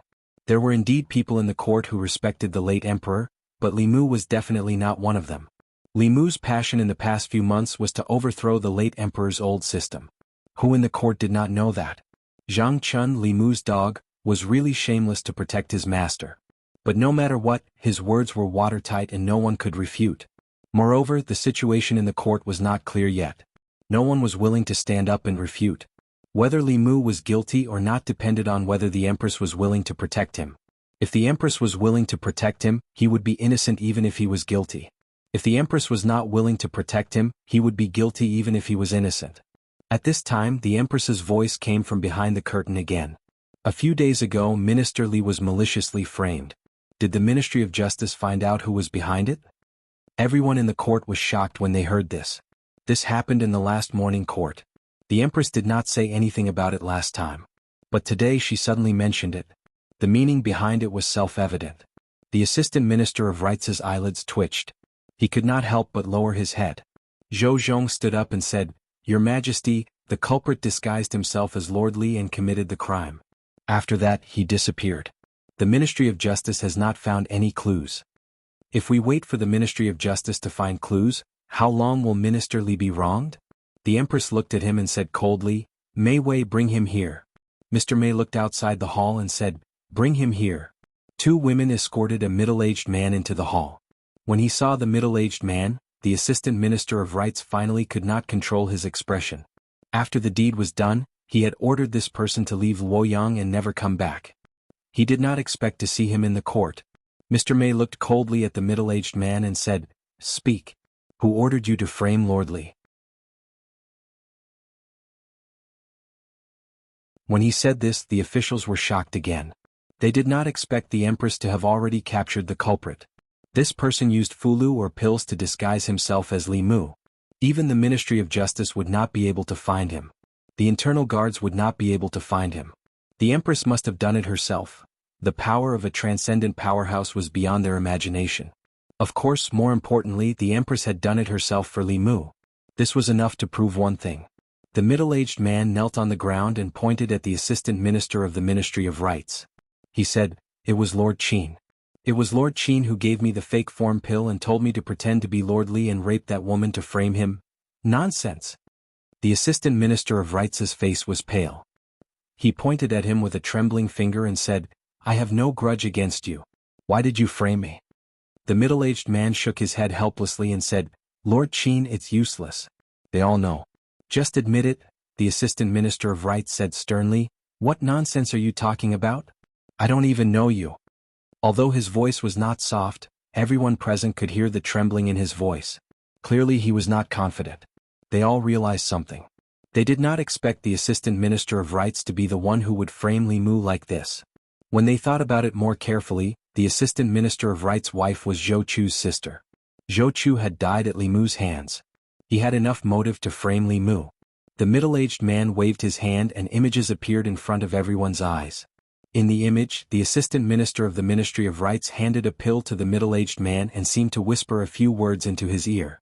If this middle-aged man was the adulterer who framed Li Mu, then it went without saying who the real mastermind behind this was. Seeing these images, the Assistant Minister of Rights trembled and fell to the ground powerlessly. At this moment, no explanation would be of any use. With witnesses and evidence present, they could perform a soul search on him. At that time, no matter what secrets he had in his heart, he would not be able to hide them. In the end, this matter was still due to his negligence. His negligence was that he did not kill this person and completely destroy the evidence after the deed was done.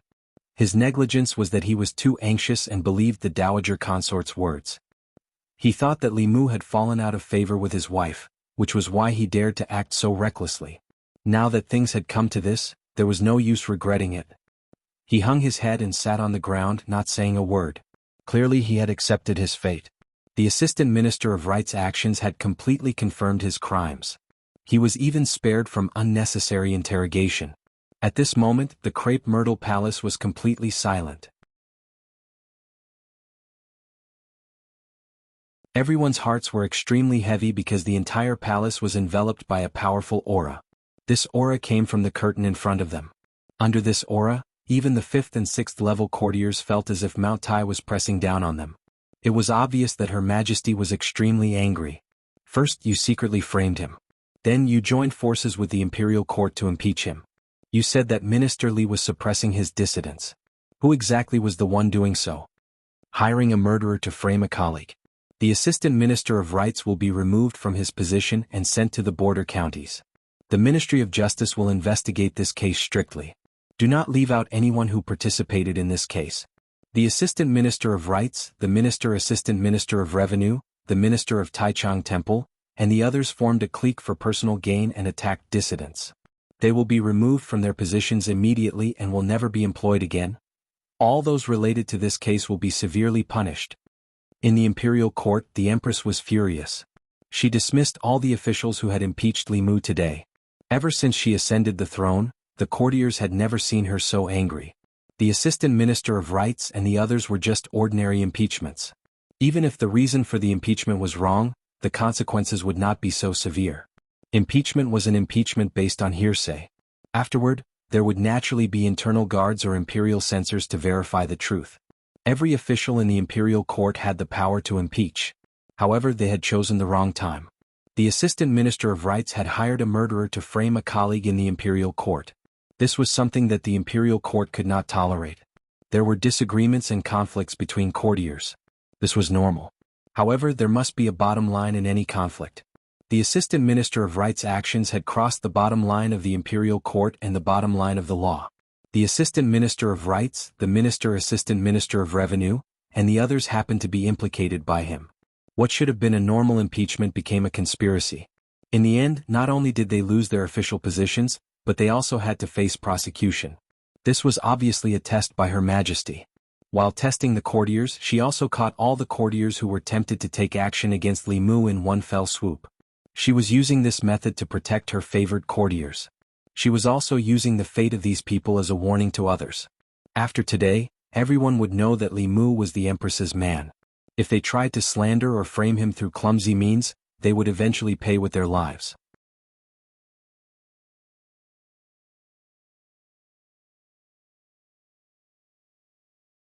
Chapter 300. The Minister of Rights, the Minister of Revenue, the Minister of Taichung Temple, and the others stood in the main hall. The Empress's voice was still echoing in their ears. It was not easy for them to enter the 4 great academies. After leaving the academies, they had to wait for a long time before they could fill a vacancy. They had also worked hard in the bureaucracy for many years before they could reach their current positions. Decades of hard work had turned into bubbles in a single day. They should have known that Li Mu was as cunning as a fox. How could he suddenly fall out of favor? This was all a trap set by him. There were so many officials in the court, but only a few of them took the bait. After the morning assembly, the Minister of Rights was taken away by the Ministry of Justice. No one knew how many people were involved behind him. The other 9 officials were also demoted, especially the Ministry of Rights. Under the Minister of Rights, half of the important officials were gone. The imperial examination was imminent, and the court had to fill the vacancy in the Ministry of Rights. The imperial examination could not be delayed. As usual, this matter was nominated by the Hall of Secretaries. The position of Minister of Rights was very important. It needed an experienced official. However, there were not many rank 4 officials in the court. Every one of them held an important position. It was not possible to transfer officials of the same rank to the Ministry of Rights. If they were transferred back and forth, there would be a vacancy that could not be filled. It would cause chaos in the other departments. After thinking about it, Lu Yi came to the Ministry of Rights to seek the opinion of the Minister of Rights. The Minister of Rights was also worried about this matter. The imperial examination was imminent, and the Ministry of Rights did not have enough manpower. After this incident, more than half of the officials in the Ministry of Rights were gone. Even the Minister of Rights was dismissed. He urgently needed an assistant. He thought about it but could not think of a suitable candidate. In the end he said, "Why don't we let Minister Lu take over?" Although he has not been in the Ministry of Rights for long, he is familiar with the affairs of the ministry. He can take on this responsibility. Lu Yi had some impression of Minister Lu. He said, "Minister Lu has just been transferred and he is going to be the Minister of Rights. Isn't this promotion speed a bit too fast?" If he had someone he could use, the Minister of Rights wouldn't be forced to do something beyond his ability. He shook his head and said, "Dr. Lu was transferred here on a regular basis. It can't be considered a promotion. His experience is not shallow. Although he is still somewhat lacking as an assistant minister, there is no other way at the moment. The imperial examinations are important. If it is delayed, none of us can bear the responsibility." According to Great Zhou's usual practice, the officials of the various ministries were rarely transferred outside. The position of Assistant Minister of the Ministry of Rights was usually taken over by a doctor. However, the doctor often had to work hard for 10 years or even longer before he could become an assistant minister. This Dr. Lu had just been transferred not long ago, but he had already made an exception and was promoted. This was very rare in the officialdom. But who asked the former assistant minister of the Ministry of Rights to seek his own death? Of all the people he could have touched, he just had to touch Li Mu.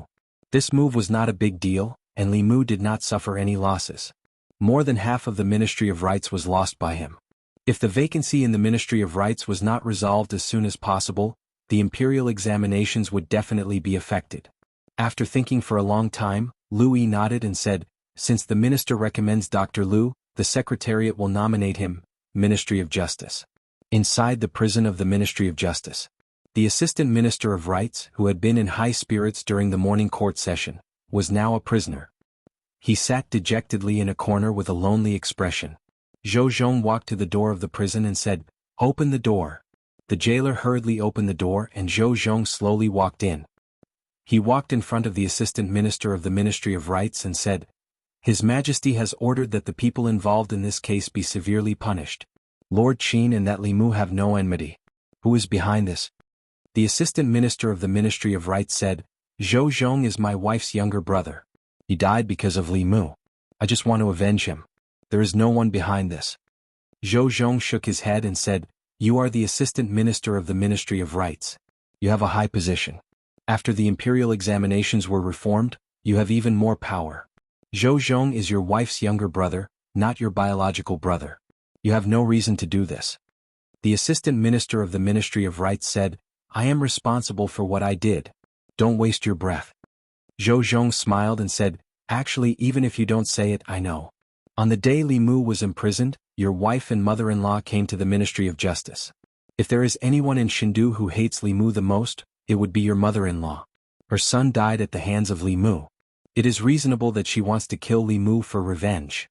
The Assistant Minister of the Ministry of Rights looked at him and said, "Lord Zhou, you should know better than me that some things require evidence." Zhou Zhong shook his head and said, "I know what you are waiting for. You are waiting for the Zhou family to protect you.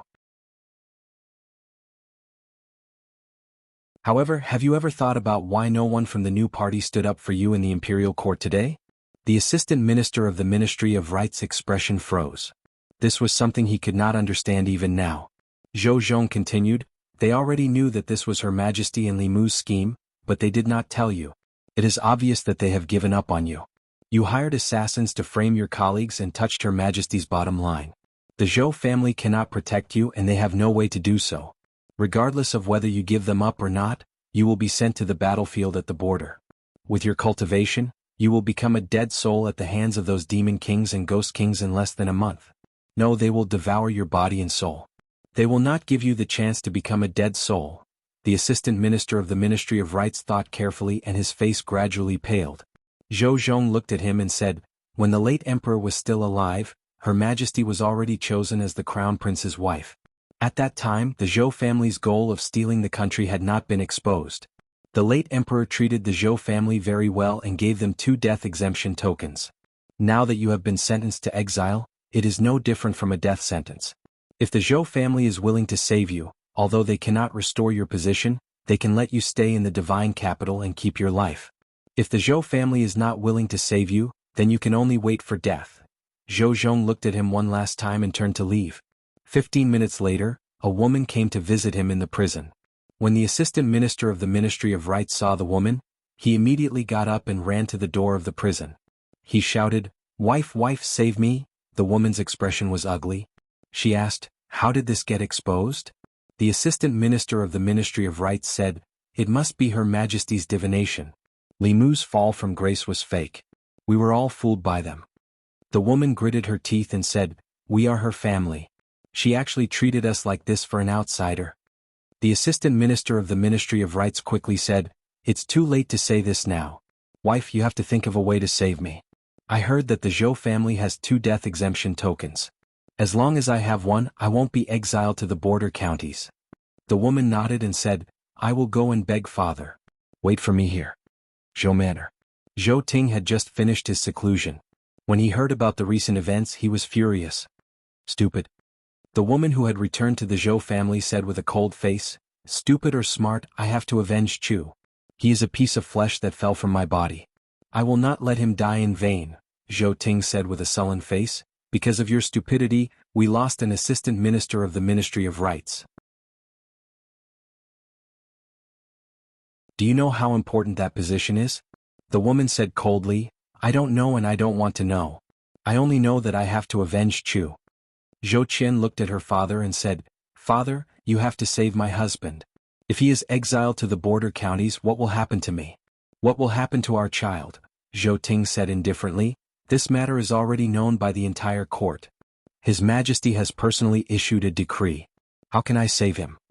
Zhou Qian said, "Doesn't our family have a death exemption token? As long as we use the death exemption token, we can exempt him from the crime of being exiled, right?" Zhou Ting glanced at her and asked, "Who told you that?" Zhou Qian did not answer directly. She said, "Father, I beg you. Save my husband." Zhou Ting was expressionless. The Zhou family did have a death exemption token, and there were 2 of them. They were both bestowed by the previous emperor. The Zhou family had seized the emperor's aura and destroyed the continuation of the Shao royal family. If they were to use their death exemption token, it would probably enrage the old faction of the Shao royal family. Moreover, the minister of the Ministry of Rights was already a useless person. There was no need to waste a token to save him. Even if he agreed, his eldest brother and the rest would not. Zhou Ting said, "The Zhou family does not have a death exemption token. We cannot save him."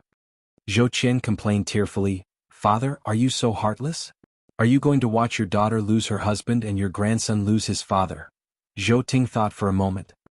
He looked at her and said, "There are many talents in the fairies' capital. After separating from him, I will choose another young talent for you. No matter what, he will be several times stronger than him." Zhou Qian looked at her father. Her crying gradually stopped.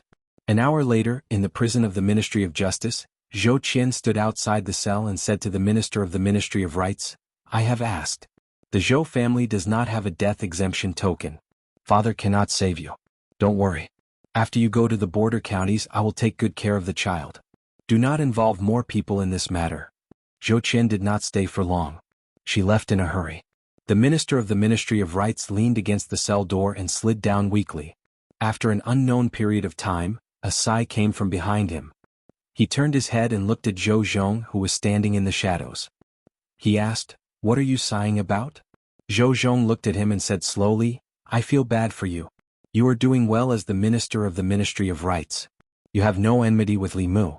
But because of someone else you got into trouble. Your efforts in the first half of your life have been wasted. You do not have long to live. And the person who caused you to fall to this state is not even willing to save you.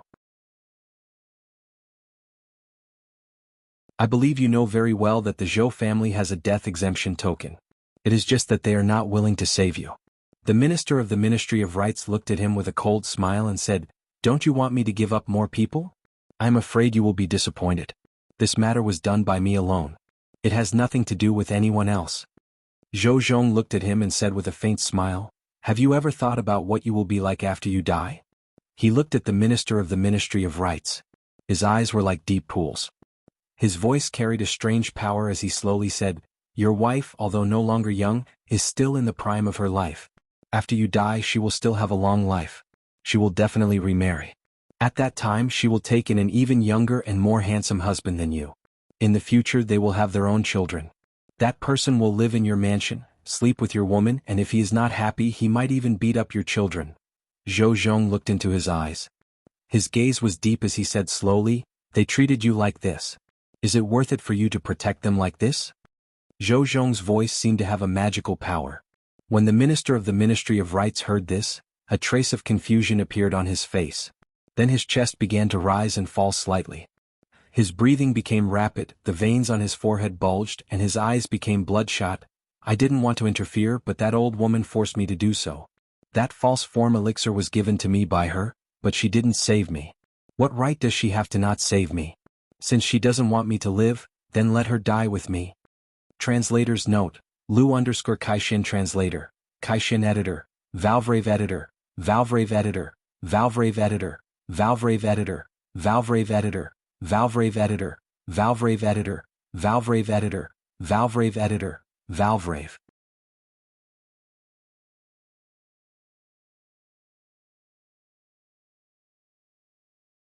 Chapter 301.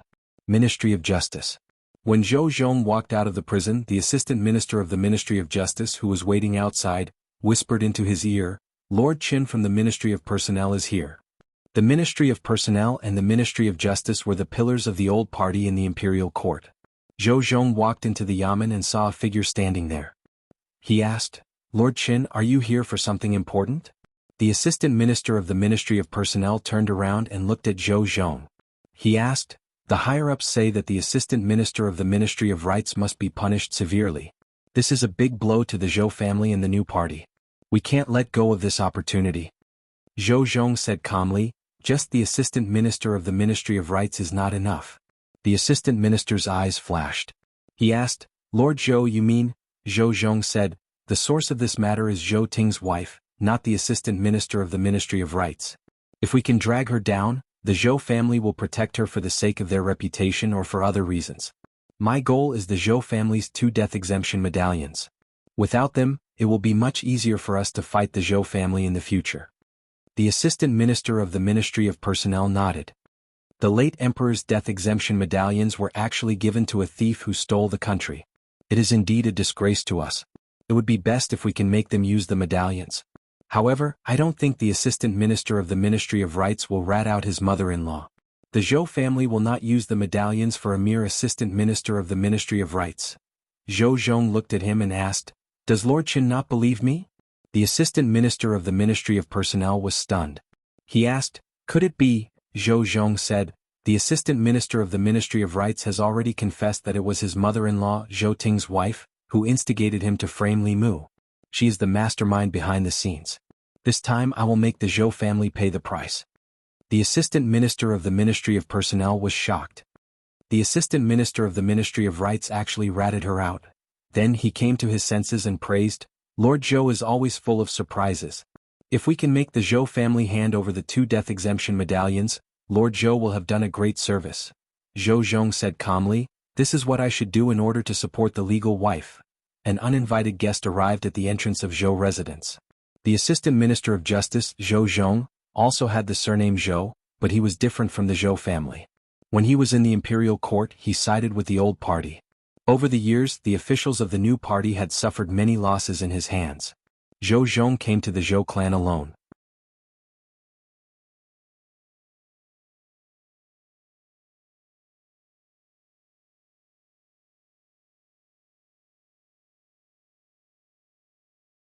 He kept the medallion inside. He left the Zhou family and headed to the Ministry of Justice. A moment later, at the Ministry of Justice's Assistant Minister's office, Zhou Xiong slammed a medallion on the table and asked Zhou Zhong, "The death exemption medallion is here. Can I take the Assistant Minister of the Ministry of Rights away?" Zhou Zhong picked up the medallion and looked at it. He said, "The late Emperor gave you the death exemption medallion. It can even exempt you from the death penalty. Men, take Lord Zhou to the prison and release the Assistant Minister of the Ministry of Rights." Zhou Xiong turned to leave. Zhou Zhong said, "Wait." Zhou Xiong's eyelids twitched. He asked, "Is there anything else?" Zhou Zhong said, "The Assistant Minister of the Ministry of Rights can be exonerated. However, in this case Madame Zhou is the mastermind. If the Zhou family does not send her to the Ministry of Justice by today, I will send someone to take her away." Smack. Zhou Xiong took out another death exemption medallion and slammed it on the table. He said, "Is this okay now?" Zhou Zhong nodded and said, "Please go ahead." Zhou Xiong snorted and turned to leave. Not long after, he walked out of the Ministry of Justice with the former Assistant Minister of the Ministry of Rights. He looked at him angrily and said, "Remember, the Zhou family wasted a death exemption medallion for you. Treat Xianxia better in the future. Don't be ungrateful." The Assistant Minister of the Ministry of Rights nodded. Zhou Xiong, who had already turned around, did not notice that there was no gratitude in his eyes. There was only hatred. This matter had nothing to do with him, but in the end he was implicated and almost lost his life. First, the Zhou family gave up on him. Now they made such a face. Who were they trying to impress? Ministry of Justice.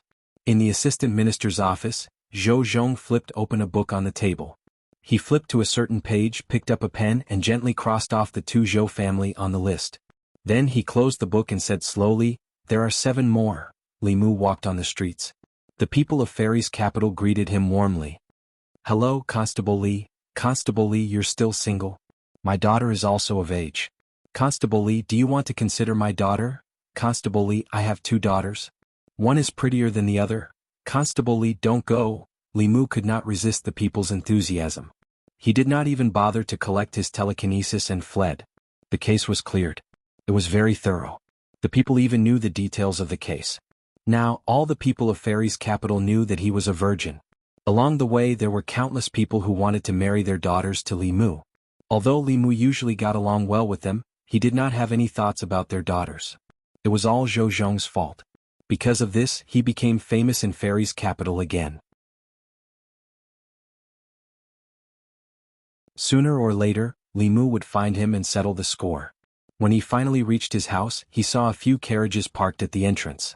Beside the carriages, Mr. Mei was instructing a few people to move the things inside. Li Mu walked over and asked, "What's all this for?" Lord Mei smiled and said, "This is His Majesty's reward to you. There are precious fabrics, rare flowers, and some rare items that were offered as tributes from various places. Later, His Majesty will have people rearrange the array formation in your residence." The carriages were parked in a row outside Li Mu's residence. If not for Mr. Mei's explanation, Li Mu would have thought that the Empress was moving into his house. He really didn't expect that Li Si would be right about this. Li Si said that the Empress would warm up to him again after a short period of coldness. Looking at the boxes of rewards, Li Mu even suspected that the Empress was trying to flirt with him. Li Mu did not know whether she had met her inner demons or not, but it was true that she was inexplicably cold and hot to him. Li Si had said that this was a routine between men and women.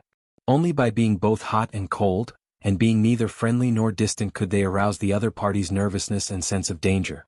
Now that Li Mu thought about it, during that period of time when he had been ignored, he had indeed been worried about his gains and losses.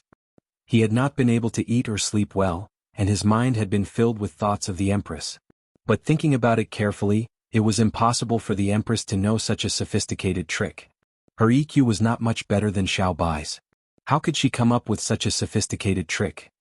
He shook his head, threw this bold and unrealistic thought out of his mind, and walked into the residence.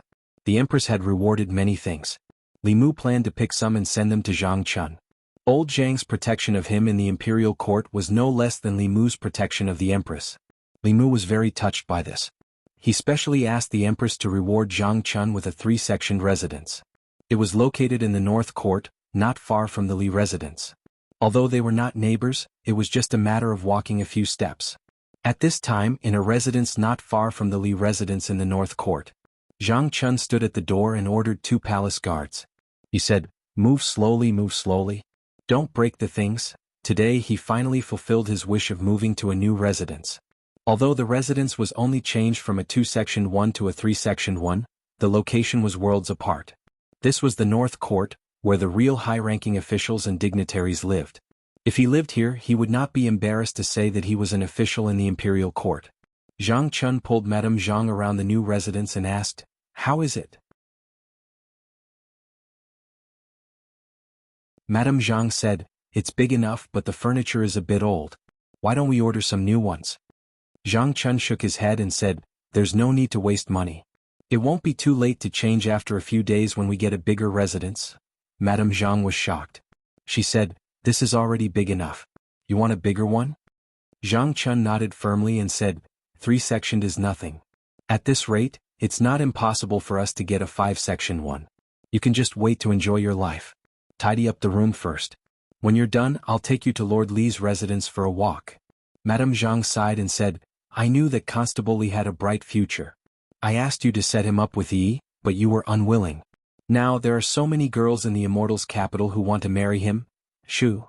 Zhang Chun covered her mouth and said, "Didn't I tell you not to mention this in the future? You must remember this. Otherwise there won't even be a 2-sectioned or 3-sectioned residence, let alone a 5-sectioned one. You don't want us to bring our daughter back to the small courtyard of the Yamen, do you?"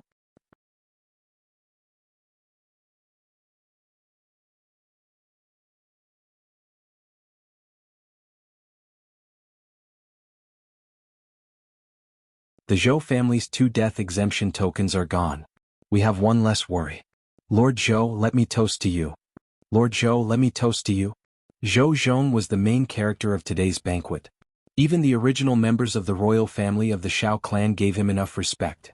This also made the other officials present envious.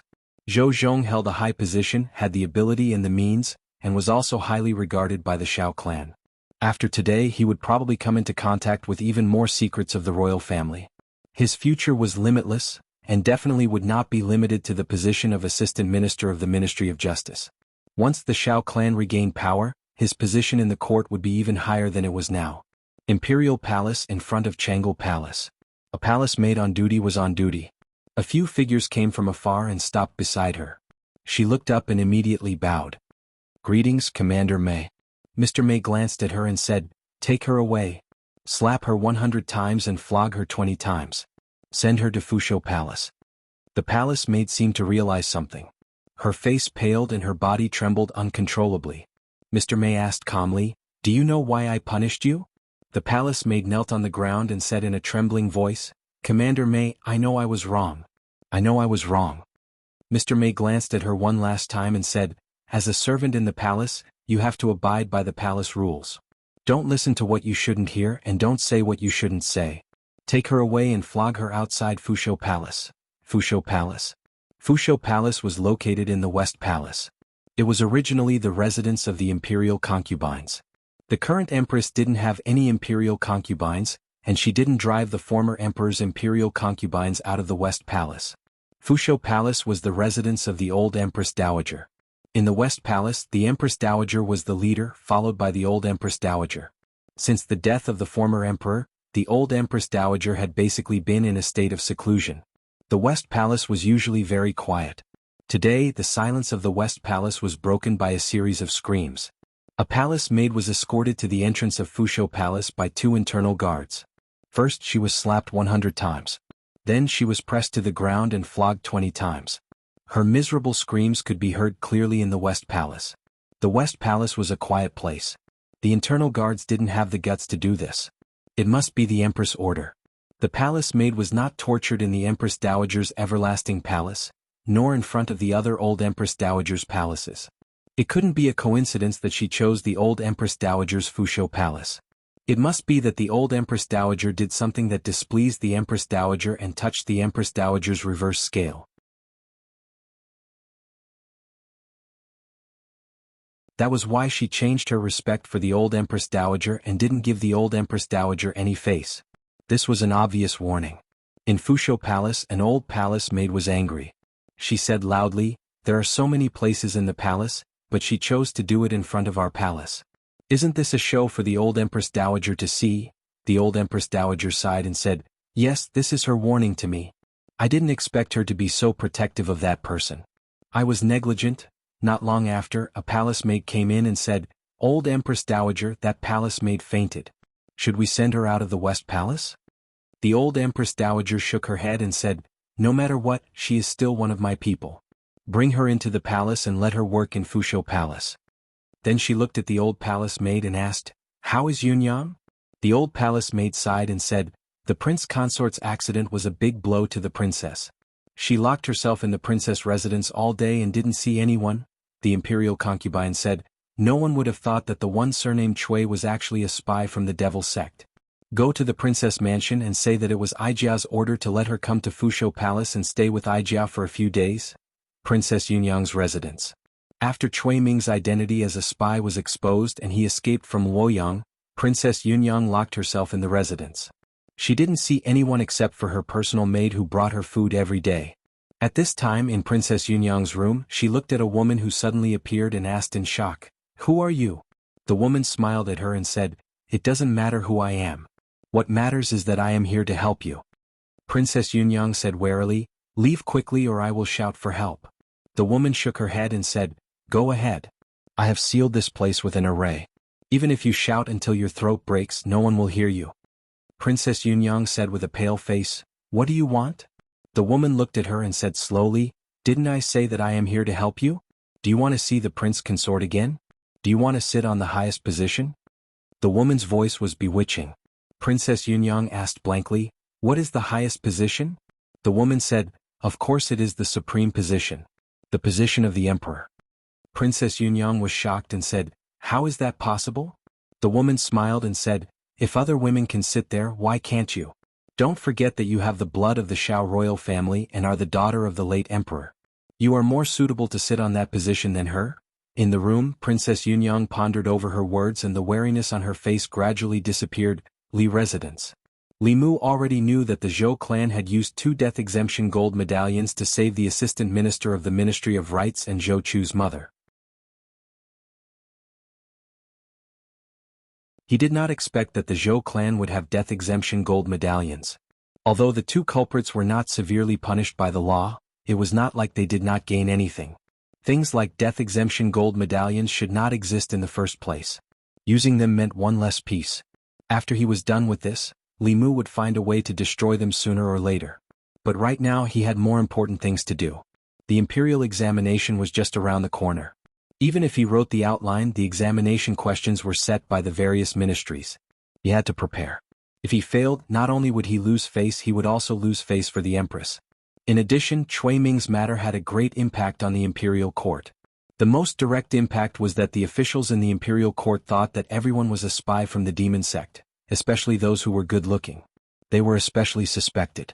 After all, even the emperor's son-in-law, a 4th-rank official, had been infiltrated by the demon sect. They had set up a trap on Chui Ming for 20 years. Who knew if they had infiltrated other places? But for this kind of thing, besides soul-searching, it was almost impossible to find out the other party's identity after the spy was exposed. The imperial court was now in a state of panic. It made the officials panic and was not conducive to the stability of the situation. Li Mu had to advise the empress to stop investigating the demon sect spies. Historical experience showed that this kind of heavy pressure was very disadvantageous to stability. In addition to what had just happened, many officials of the old and new parties were directly dismissed. There was already some turmoil in the imperial court. The imperial court could not be allowed to continue to be chaotic. The director of the Ministry of Rights, the vice director of the Ministry of Revenue, and the deputy minister of the Taichung Temple were dismissed. Those empty important positions were quickly filled. Many officials were promoted, and their original positions were left empty. It was just right to fill them after the imperial examination. The biggest winner of this framing storm was not Li Mu, but someone else. The assistant director of the Ministry of Rites had ruined his own future. His position was replaced by another director of the Ministry of Rites. This director Lu did not go along with the assistant director of the Ministry of Rites and participate in the impeachment of Li Mu. It just so happened that the Ministry of Rites was seriously short of people this time. He took advantage of this matter and rose up the ranks. From a director to an assistant director, he took the step and saved at least 10 years of suffering. He was probably the biggest winner of this matter. Chengdu, a mansion in the North Courtyard. The new assistant director of the Ministry of Rites, Lu Qing, opened the door. Two children playing in the courtyard threw away their toys and ran over quickly. They opened their arms and said happily, "Daddy is back." Lu Qing picked up the two children, a boy and a girl, and played with them for a while. Then he put them down and said, "You two play by yourselves. Daddy is busy with official business." Because of the imperial examination, the officials of the Ministry of Rites were busy. Even after he went to the Yamen, he still had many things to do. He walked into the study and habitually glanced at a bronze mirror on the table. His eyes narrowed slightly. A strange rune appeared on the bronze mirror. Lu Qing set up a soundproof formation and picked up the bronze mirror. After activating it with his spiritual power, a man's face appeared on the bronze mirror. Lu Qing's face darkened. He said, "You finally contacted me. How long do I have to stay in the Shindu?" The man said, 3 years. Lu Qing's face was filled with anger. He said sternly, 3 years again? That's what you said 3 years ago. 3 years ago you still said the same thing. I've been in the Shindu for 10 years. In order to not arouse suspicion, I bought a house, married a wife, and even had 2 children. I went from an 8th-rank official to an assistant director of the Ministry of Rites. Now you're telling me 3 years again. How many years has it been? The man frowned. Watch your attitude. Don't forget who helped you avenge your parents. Lu Qing snorted coldly. If it weren't for this matter, do you think I would listen to your nonsense here? Tell me you haven't contacted me much in the past 10 years. What do you want me to do this time? The man said, I didn't contact you for your safety. Now there's something important that I need your help with. The imperial examination is coming soon. I've arranged for some of our people to participate in the examination. You have to help them pass the examination. That's impossible. Lu Qing flatly rejected him. I don't need to say more about the importance of the imperial examination to the imperial court. This is the first year that the imperial court is free from the 4 academies. There must be countless eyes watching. The Ministry of Personnel, the Imperial Ancestral Temple, and the Internal Guards. No matter who has the ability, they can't do anything to the imperial examination. The man said lightly, as far as I know, the imperial examination is organized by the Ministry of Rites. You are the assistant minister of the Ministry of Rites. Isn't it easy to help a few people? Lu Qing shook his head. The risk is too great. I can't do it. Who knew that Cui Ming was also your spy and accidentally exposed himself? Now the imperial court is investigating spies very closely. People like me are the main suspects. Every day I go to the imperial court in fear. Do you know how much pressure I'm under? The man's voice was unquestionable. This is an order.